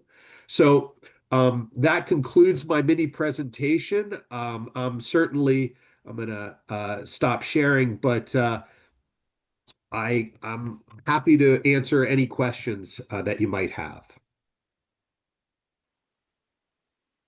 Thank you, Dr. Haven, for the presentation. And I wanted to maybe have a few questions about what, in terms of letting the community know. I think we've heard some feedback that it's not sort of well publicized, or that we haven't necessarily reached out to everyone that we could reach out to. And maybe this is in part because it is a pilot project. And so I would be curious to know if we have, for example, reached out to our partners at the city of San Mateo to kind of get the word out about this, or if that's just something that we're just sort of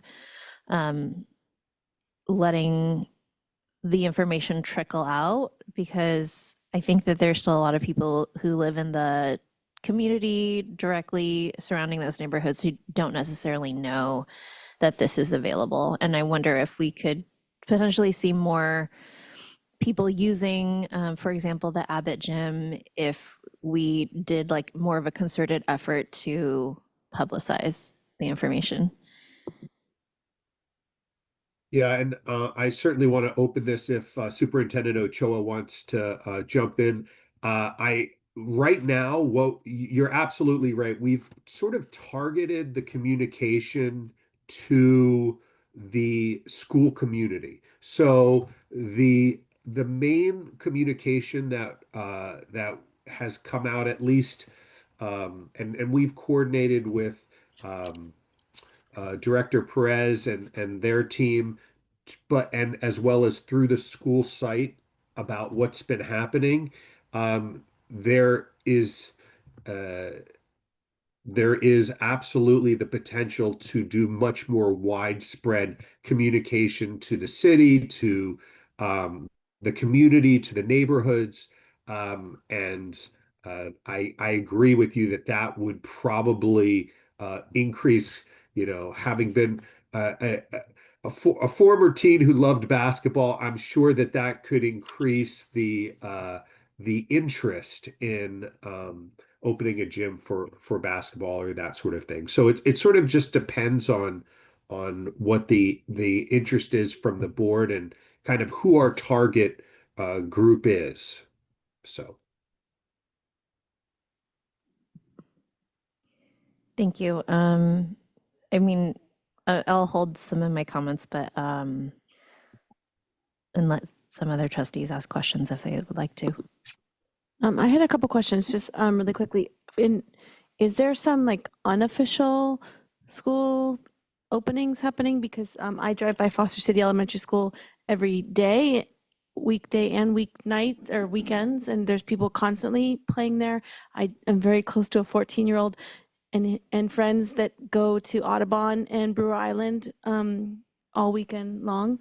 And so I'm just curious, I guess the question is, one, why are some schools open, or why do I see people there and they're not on the list here? And B, the wild idea, why don't we just open all the schools and let everybody play all the time? If it's happening in one city and not another. So those are my questions. How do they get in? And Well, I'll take. Yeah, I'll take go this ahead. too. Go ahead, Superintendent Sheila. In some cases, the access is an unlocked gate. In other cases, kids will either jump a fence or be able to access the campus that way. I think one of the drivers behind trying this pilot project was hearing so much feedback from our communities that we didn't have access. And at the time, we chose 3 schools in San Mateo, given the lack of open park access in the city of San Mateo versus the city of Foster City. And that's had something to do with it. Over the last several years, being at school sites, either in a board community workshop or at a parent meeting or at an LCAP meeting, there is sort of some interest in like not opening schools, but there's also a lot of interest in opening schools. So I wouldn't necessarily say that the advocacy all fell towards opening the school campuses. And as an administrator, I'm always like, I want your kids to go to school on Monday and have a clean campus and have working bathrooms and not see graffiti. Because I think we just have to sort of be adamant that that is a really important standard to keep. So these first 3 schools represented just opening the door to it, and the results, in my opinion, have been very, very positive, much more positive than I thought we would get after 2 months. So my feeling is, with the board's support, and you all will make your remarks tonight, but to open more campuses and to think about it in a way to just create more access for more people in our community across as many schools as possible, including Foster City, now that we've sort of initiated this very first run. I guess I'll just respond to what you said by what I see when I drive past Foster City Elementary School, and I'm only picking that one out because it's on my route home every single day, is on the weekend, it's moms and dads with little toddlers on the playground. It's kids, moms and dads with their, kid riding their bike around on the blacktop. It's families playing soccer on the soccer field. So it's all like very positive. I would like for us to kind of go into this with assuming positive intent, that there's not gonna be graffiti and there's not gonna be trash because people care about their schools, and we're gonna have plenty of trash cans or whatever it is. And to be more open to trying it than worrying about what might happen. And then, obviously we can adjust if stuff is happening. But I think assuming that a community cares about their school, that these families want a safe place to play. Even, by the way, Foster City is literally next door to a park, but people choose to go to the school because that's their school and it's safe and it's fenced in and all sorts of things. But my I guess point here is to just kind of assume that the best, and we'll see what happens. Thank you. Dr. Haven, thank you for the report. I have a question regarding the gym. Right now, if there were, say, pickup teams who would like to just access the gym to pick up games, would that is there an opportunity to reserve it, or is it just come for, first come, first serve? Yeah. How, Right now, it's whoever wants to come, and it's done just like that. It's pretty much pick up, and we have the potential to organize some sort of leagues. We also, as you know, we partner pretty closely with San Mateo Parks and Recs and Foster City Parks and Recs through our JUAs. And I'm sure that that's almost a separate conversation because we're in negotiations with them presently for the Bayside gym. They want to use our gyms as much as possible. So the whole gym conversation with the Parks and Recs is sort of, I don't want to get off track, but that's there's a lot of interest from Parks and Recs to use it. But once you do that, then it becomes a whole different animal that's sort of out of our control. But yes, there's potential where the district could do some things. I know Assistant Superintendent Rubalcaba with his community schools, I believe they're planning some athletic activities through the weekend. Maybe I could be wrong, but possibly into the weekend that involve basketball and things like that. So we haven't really discussed it formally, but there's potential there. Again, all of these things there'd be more of a cost for supervision and personnel. That would be the cost, but there's potential. Thank you. Yeah, I would like to see, if possible, maybe the gyms be considered as potentially a source of, could be revenue, I mean, that we can bring in by renting the gyms. And then perhaps just the playgrounds, since they are free, obviously we're paying for the gym to be supervised. And if we are able to, get a string of income coming in from there, great. Yep. Thank you. Yeah, absolutely could. Dr. Haven, thank you for the presentation. I wanted to, it's not really a question, but just something I would love for us to consider. Your, recommendation of starting later and ending later, I think it makes sense given that these are, spring, summery months. But I do think that we should consider, if we continue this pilot into the fall and the winter when it gets dark by like 5, we might need to alter the times. So I am hearing the family responses and agreeing that they might want to start later and end later, but I do think we should consider what it might look like in the winter months. Yeah, thank you for that feedback. That makes sense. Hi, Dr. Haven. Just a few other logistical questions. I know several trustees and administrators have received comments from families. I will say this is something that's been overwhelmingly positively received. And I think I agree with Trustee Trin's comments about trying to do what we can to inform the broader community and not just necessarily parents at specific sites, especially because we have a lot of parents who go to schools through our multiple magnet programs or elsewhere, or just other high school students and others who may want to take advantage of these open campuses. I did want to ask, I know in the presentation it addressed, logistical constraints around bathroom usage, which is something that I think every, parent who reached out to us had commented on. And I understand in addition to supervision, safety, cleaning up, making sure it's ready on Monday morning, there's a lot of concerns there. I guess understanding that this is a pilot, what were the kind of discussions we've had specifically around whether or not we'd open access to something like the restrooms on our campuses? For us, the bathrooms were a line in the sand in initiating the process. The first and biggest concern is the legal liability, like what it represents to have a bathroom that isn't monitored and that no one's checking on. And so that would be a really difficult thing for our insurance company. And to some extent, even the gym, that's why we have an employee physically in the gym. In the event that there's a medical emergency and, these people our age, they think they can do more than their bodies want to let them do. But, you need to have somebody who has a set of keys who can go and unlock for a fire truck that needs to get on your campus.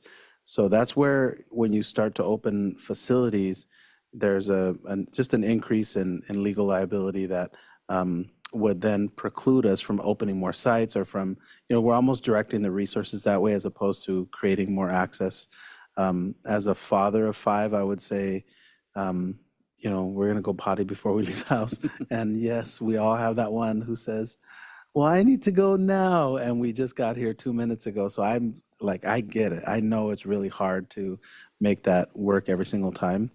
But that was the biggest challenge with the restroom facility itself. The cleaning it, that's not as big a concern, because, that takes, let's call it 20 minutes per restroom or something like that. We can always facilitate that. But also, as Trustee Proctor pointed out, we have a lot of schools. So like in a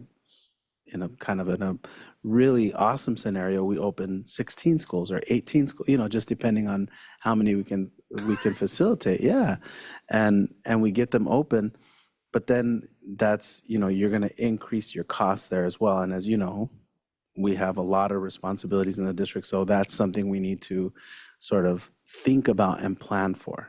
And if we were to add restrooms, it would greatly increase, the fiscal liability to the district.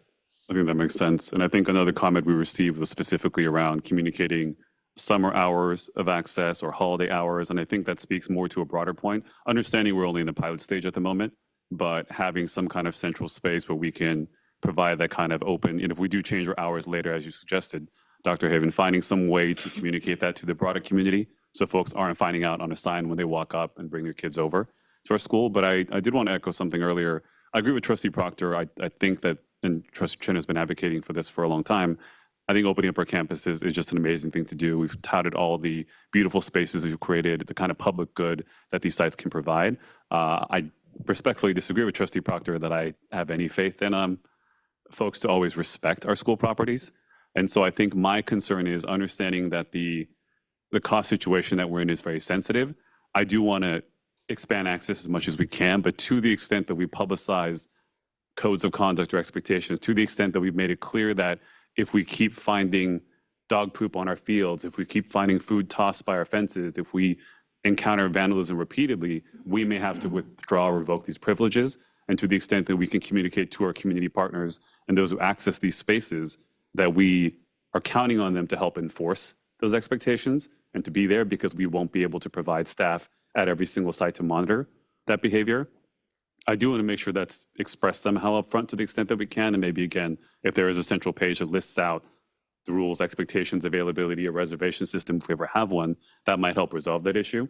Because even with the pilot, if things had gone south and we had decided to claw things back, I would have argued that maybe there was a way we could have conducted that better to really communicate that this is not just open free time, but that we are, expecting you to hear certain behavioral expectations by using these public spaces.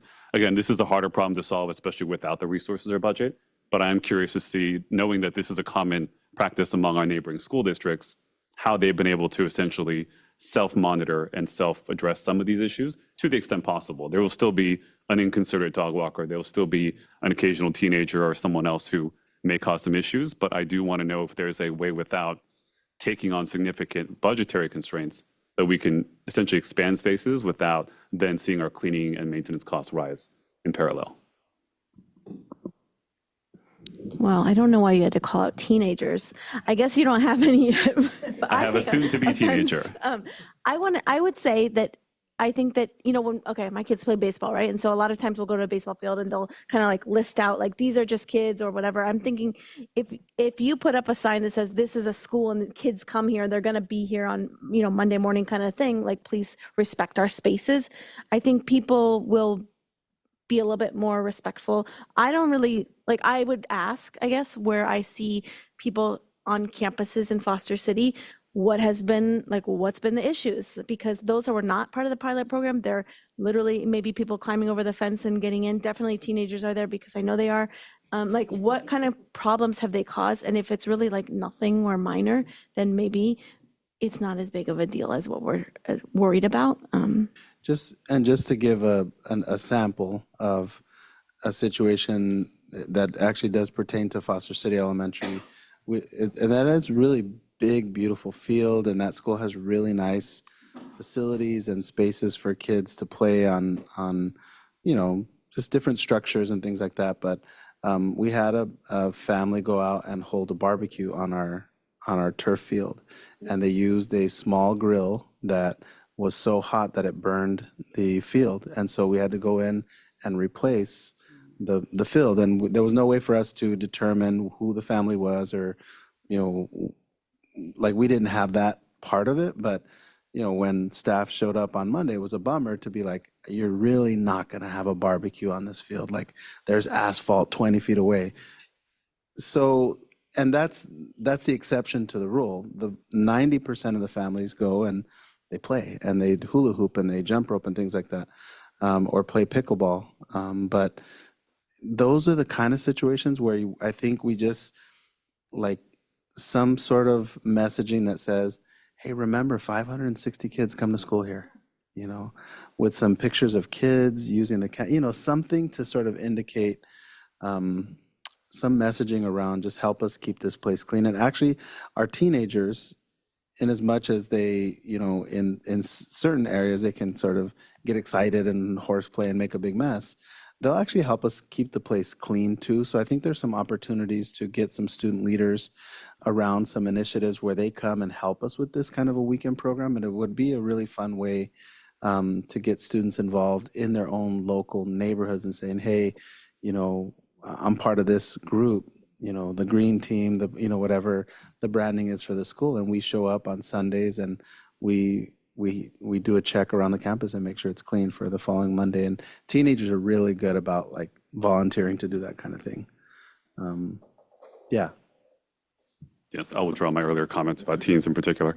But I did want, I actually did love that point, because I know, for example, at Foster City, when they did the science fair recently, a lot of high school students were there doing science demonstrations. There's a lot of volunteer groups. And I think there is a way to proactively engage the community, whether it's just local community, neighborhood associations, teen volunteer groups, or high school volunteer groups, and others, to essentially create the kinds of checks we're trying to do without necessarily imposing additional costs on the district. I mean, some will be unavoidable, like making sure the school's clean on Monday morning. But I think that there are opportunities like that where we can be creative and open up these spaces while also finding opportunities to engage the community at large. And I think that was one of our goals in opening spaces to begin with, was to essentially strengthen our relationships with the community that we serve. And so I definitely love that type of idea and agree with Trustee Proctor's comments. And that barbecue thing happened like 3 years ago when that field first opened. So I feel like the statute of limitations is about to expire on that one, to move past it. Actually, sorry, one point of clarification. I know we have camera systems on all of our schools. Are they active on the weekends? Okay. It never hurts to advertise that fact. Yeah. And, I think we utilize them because, they're a very good tool to be able to identify things happening. But I also think the way that we are able to ask our community to be part of this bigger conversation, so that now it's not really the barbecues, now it's more like the e-bikes and the bikes that are motorized and teenagers going in. And Highland's the most recent example. We get about 4 to 5 visitors after 9 p.m. every night at Highlands. Mm-hmm. And they do wheelies and they go on the field. They bring their dogs at night. It's really problematic. The following morning, there's some really beautiful landscaping in front of the new building. And, we have kids. First of all, what they're doing is dangerous. They're at night in the pitch black. They're riding their motorized bikes. And, these are little kids. They're probably 11, 12, 13 years old. So it's about us figuring out a way to get into that communication channel with our friends in the Highlands community to say, hey, help us pass this message along so that we bring down some of that, the lights turn off and the lights go down type of behavior. That said, that's not what we're seeing at our, when we open up our campuses between 10 and 5. So that is in and of itself a separate issue, but connected to the overall idea of, hey, let's partner with our communities and get this conversation going, saying, we've put a lot of money into making these campuses beautiful and we want people to use them. All right, any public comment? One public comment, hold on. Thank you.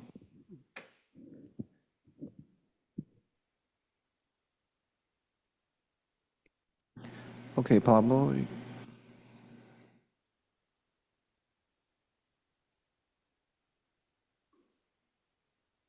Are you ready?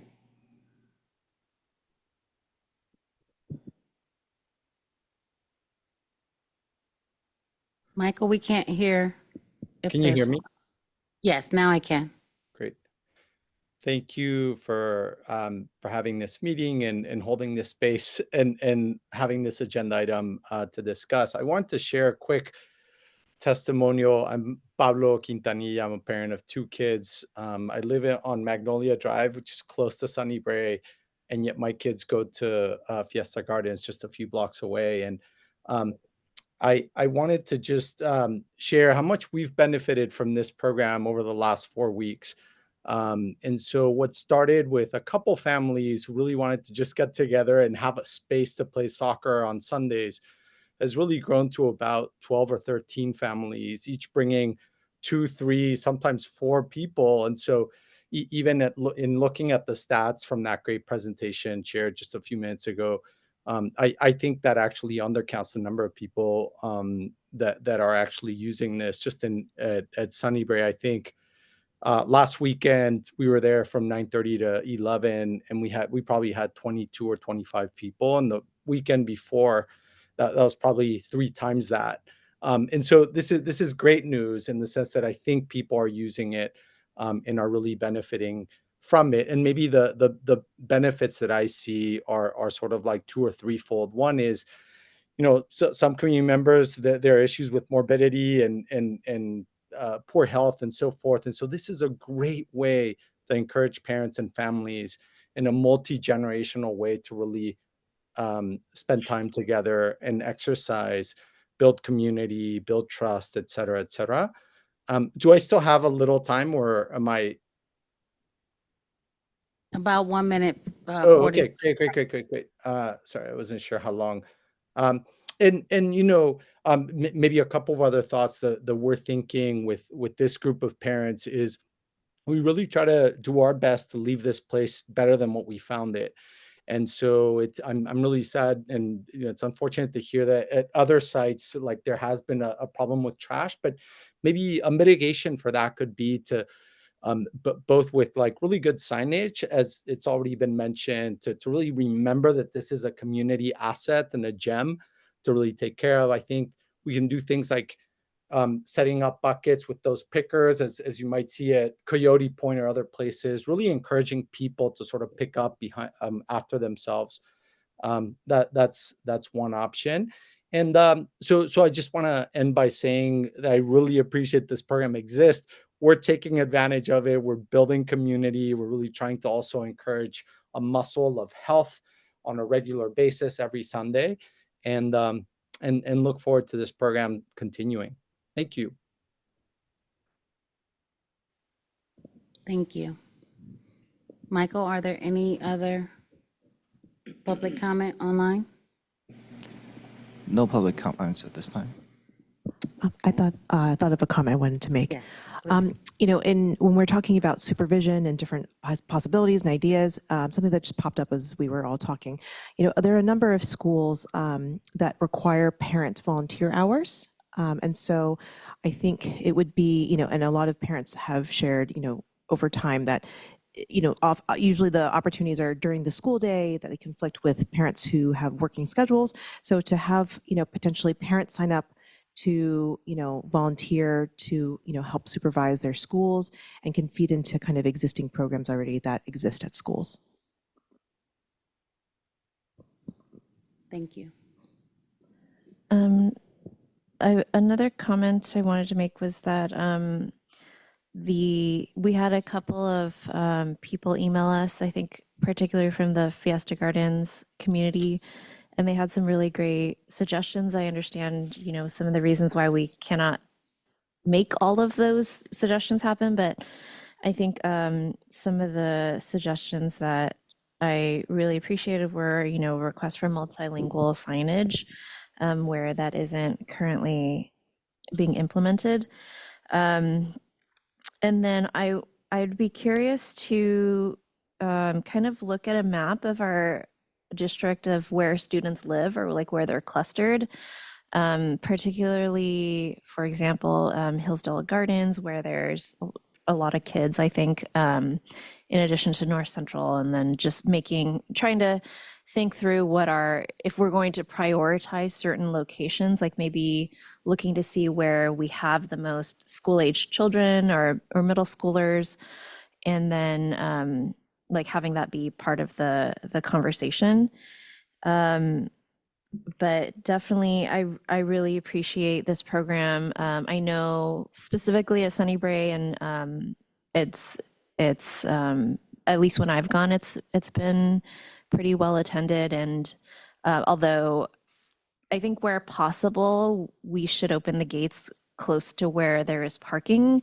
And specifically at Sunny Bray, I'm just speaking to that because that's the one that I've been to the most. But the back gate, like most people don't know to go there, and it's kind of out of the way, and it's around the back. It's just not obvious. And so I think a lot of people try to get in through the front gate, which is the same, it sort of like opens to the same space. Although there are some classrooms that face onto that space, there's not that many classrooms, and I think it just I'm just thinking from the perspective of a community member who hears that a school is open, I would just try to make it easy for people to identify where to go, because I think there's just been a lot of confusion about that at some of the schools. So that's just one item of feedback. But in general, I agree. This has been a really positive thing for the community, and I just really want to expand it and just like invite people in and have them feel invested in what the school in the school. And I've seen actually a lot of people who have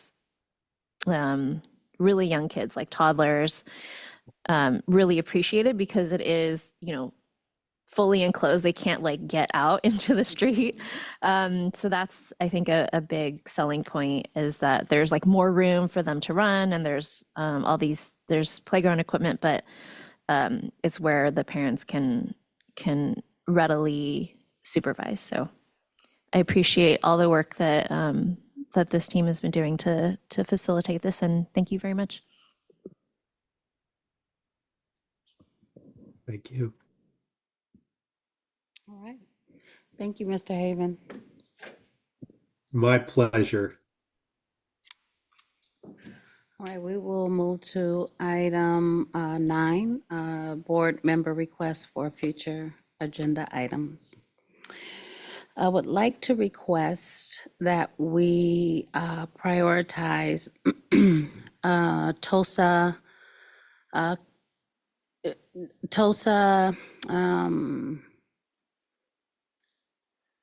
focus on a strategy that will bring awareness of bullying in our district.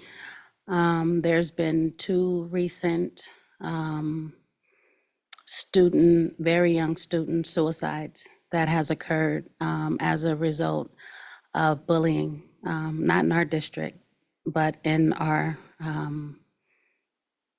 local districts. And I would like to see how we can implement a strategy that will help to prevent any of these occurring in our district, and also just educating.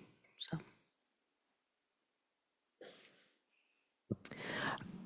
Given some of the conversations that I've been hearing tonight and at our last board meeting, I would really welcome a deeper look into some of our districts, into our districts after school ELOP offerings. Those partnerships, the processes, attendance, I think I would welcome, kind of in communication, and I think kind of opening this topic would be important.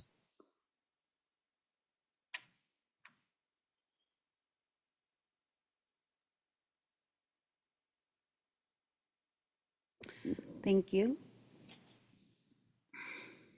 We'll move to item 10. Any board member statements?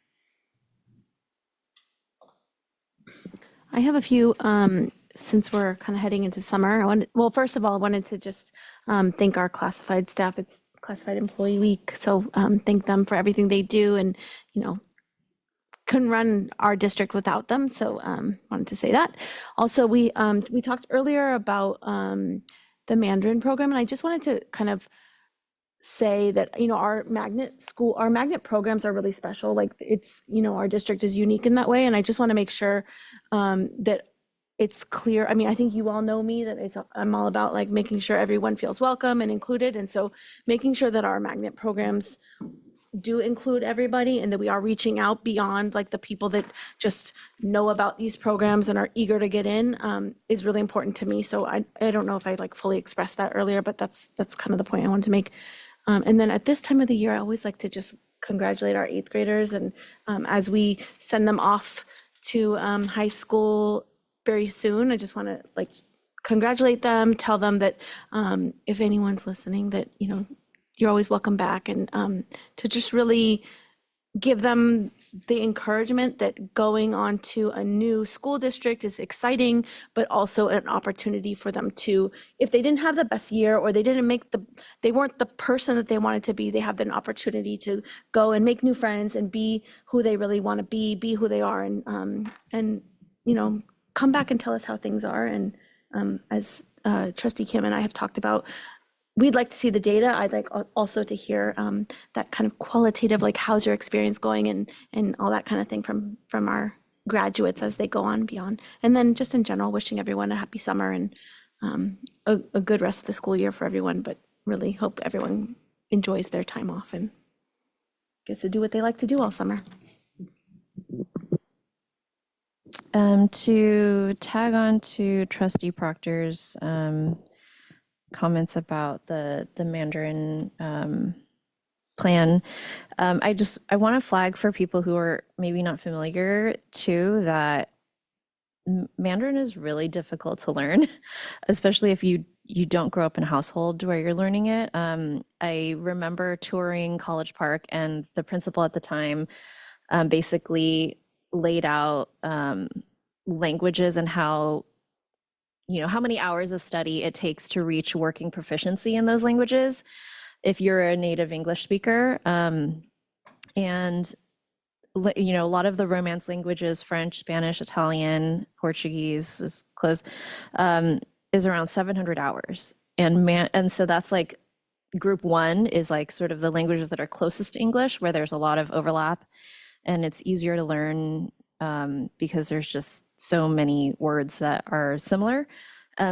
Mandarin is group 4 or 5. It's like the hardest language, one of the hardest languages, because it's so different from English, and working proficiency is 2,200 hours. It's like really, really, really different, and really, and we just don't have, more than 3 times the number of hours in a school day, right? So I think we just need to also recognize how difficult it is to reach the same level of proficiency for those students. And while we may not be able to like triple the support, like I think we should recognize that like we do need that support in order for the kids to actually like take advantage of that program. And then second item I wanted to make a statement about was that we're having these workforce housing meetings with a lot of stakeholders, that we have a staff survey that went out, and we have data back from that. And it really just emphasizes the need for workforce housing and support around that. And then lastly, again, echoing what Trustee Proctor said, congratulations to everyone who is going through 5th and 8th grade promotion. And then thanks as well to everyone who's making like all the open houses, all the end of school promotion celebrations and parties and everything happen. It doesn't, it takes a lot of work, and it takes a lot of volunteering and staff and and buy-in from everyone. So I just want to say I'm really appreciative of that. I think it's just a really positive way to end the school year. And yeah, thank you. I also wanted to recognize on Thursday, May 15th, the board and a lot of people among us on the district got together to honor and celebrate our teacher induction program graduates. It was really amazing to hear how our district comes together to support and mentor our new teachers and the impact that we get to see of those new teachers making on our schools. I want to thank Susie Riley and her team for their deep dedication to and very thoughtful execution of our teacher induction program. And also, I didn't have a chance to say it earlier with the consent agenda, but I wanted to just make a comment about consent agenda 4B1 and 2 about the approval of crossing guard agreements. I was really, really excited to see that. I think having crossing guard agreements in both the city of Foster City and San Mateo, it's just a wonderful example of effective partnerships between our district and our city. All of us just want to make sure that our kids are safe and can get to school safely. And so I was really so encouraged to see that. I think it was really very resonant for me.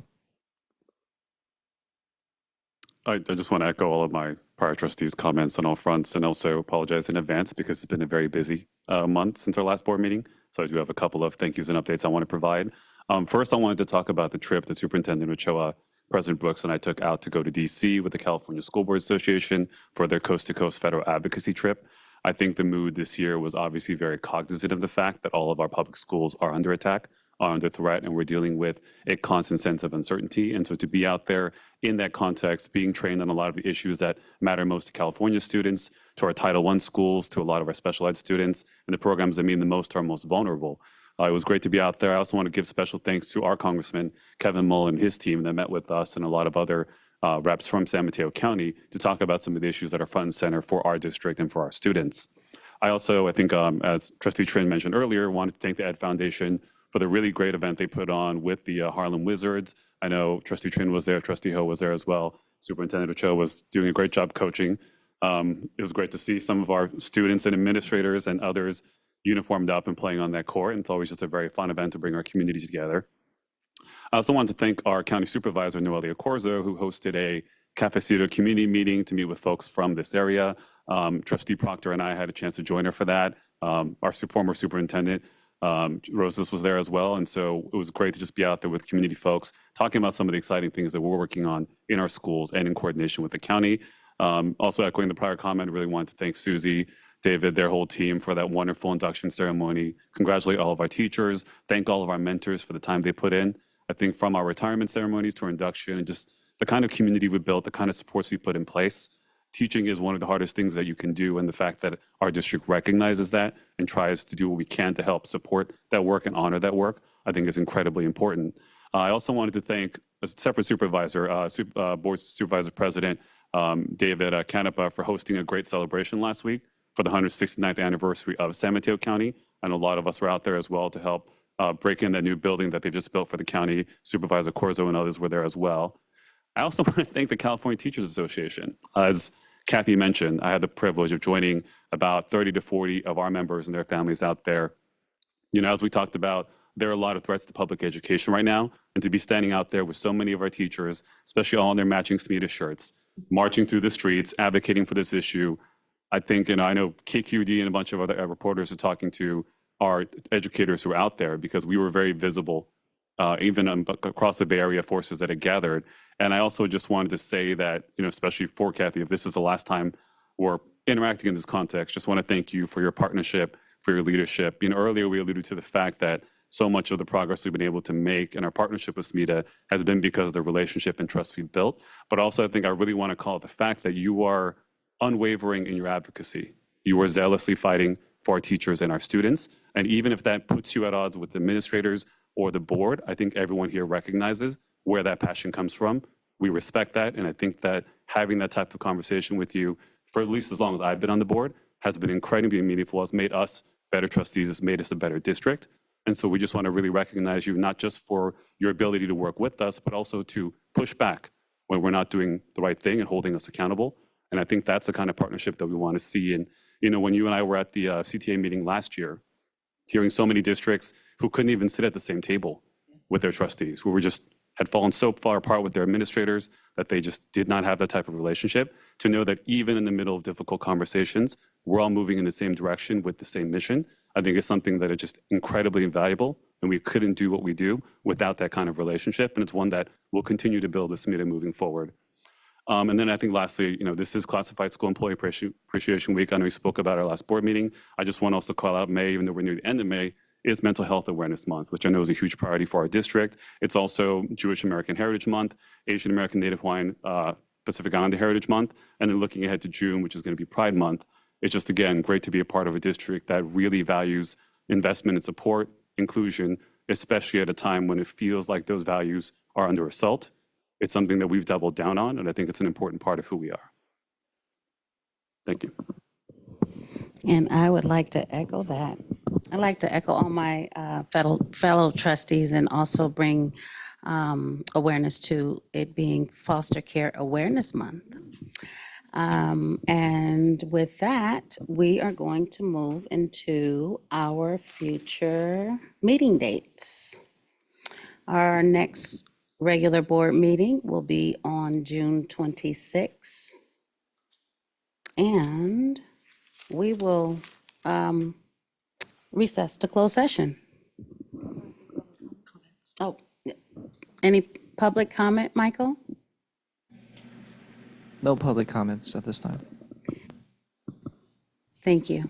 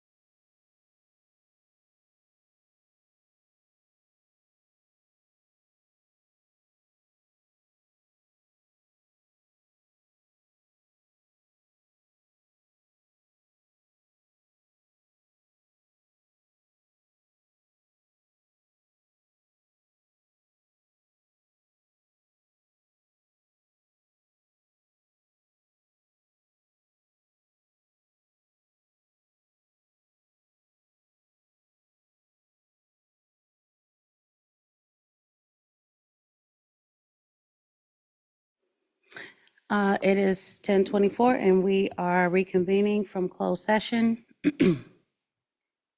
Item number 13B, a majority of the board vote 5-0 to approve an agreement and stipulation for expulsion for a student pursuant to Education Code 48900.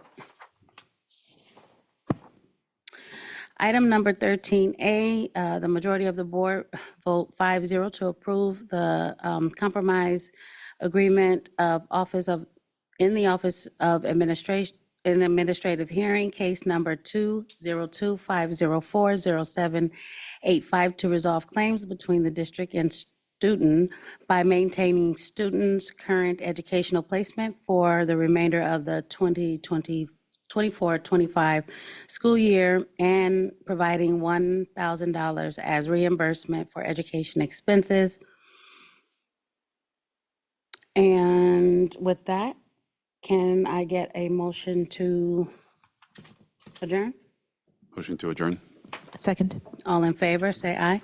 Aye. Aye.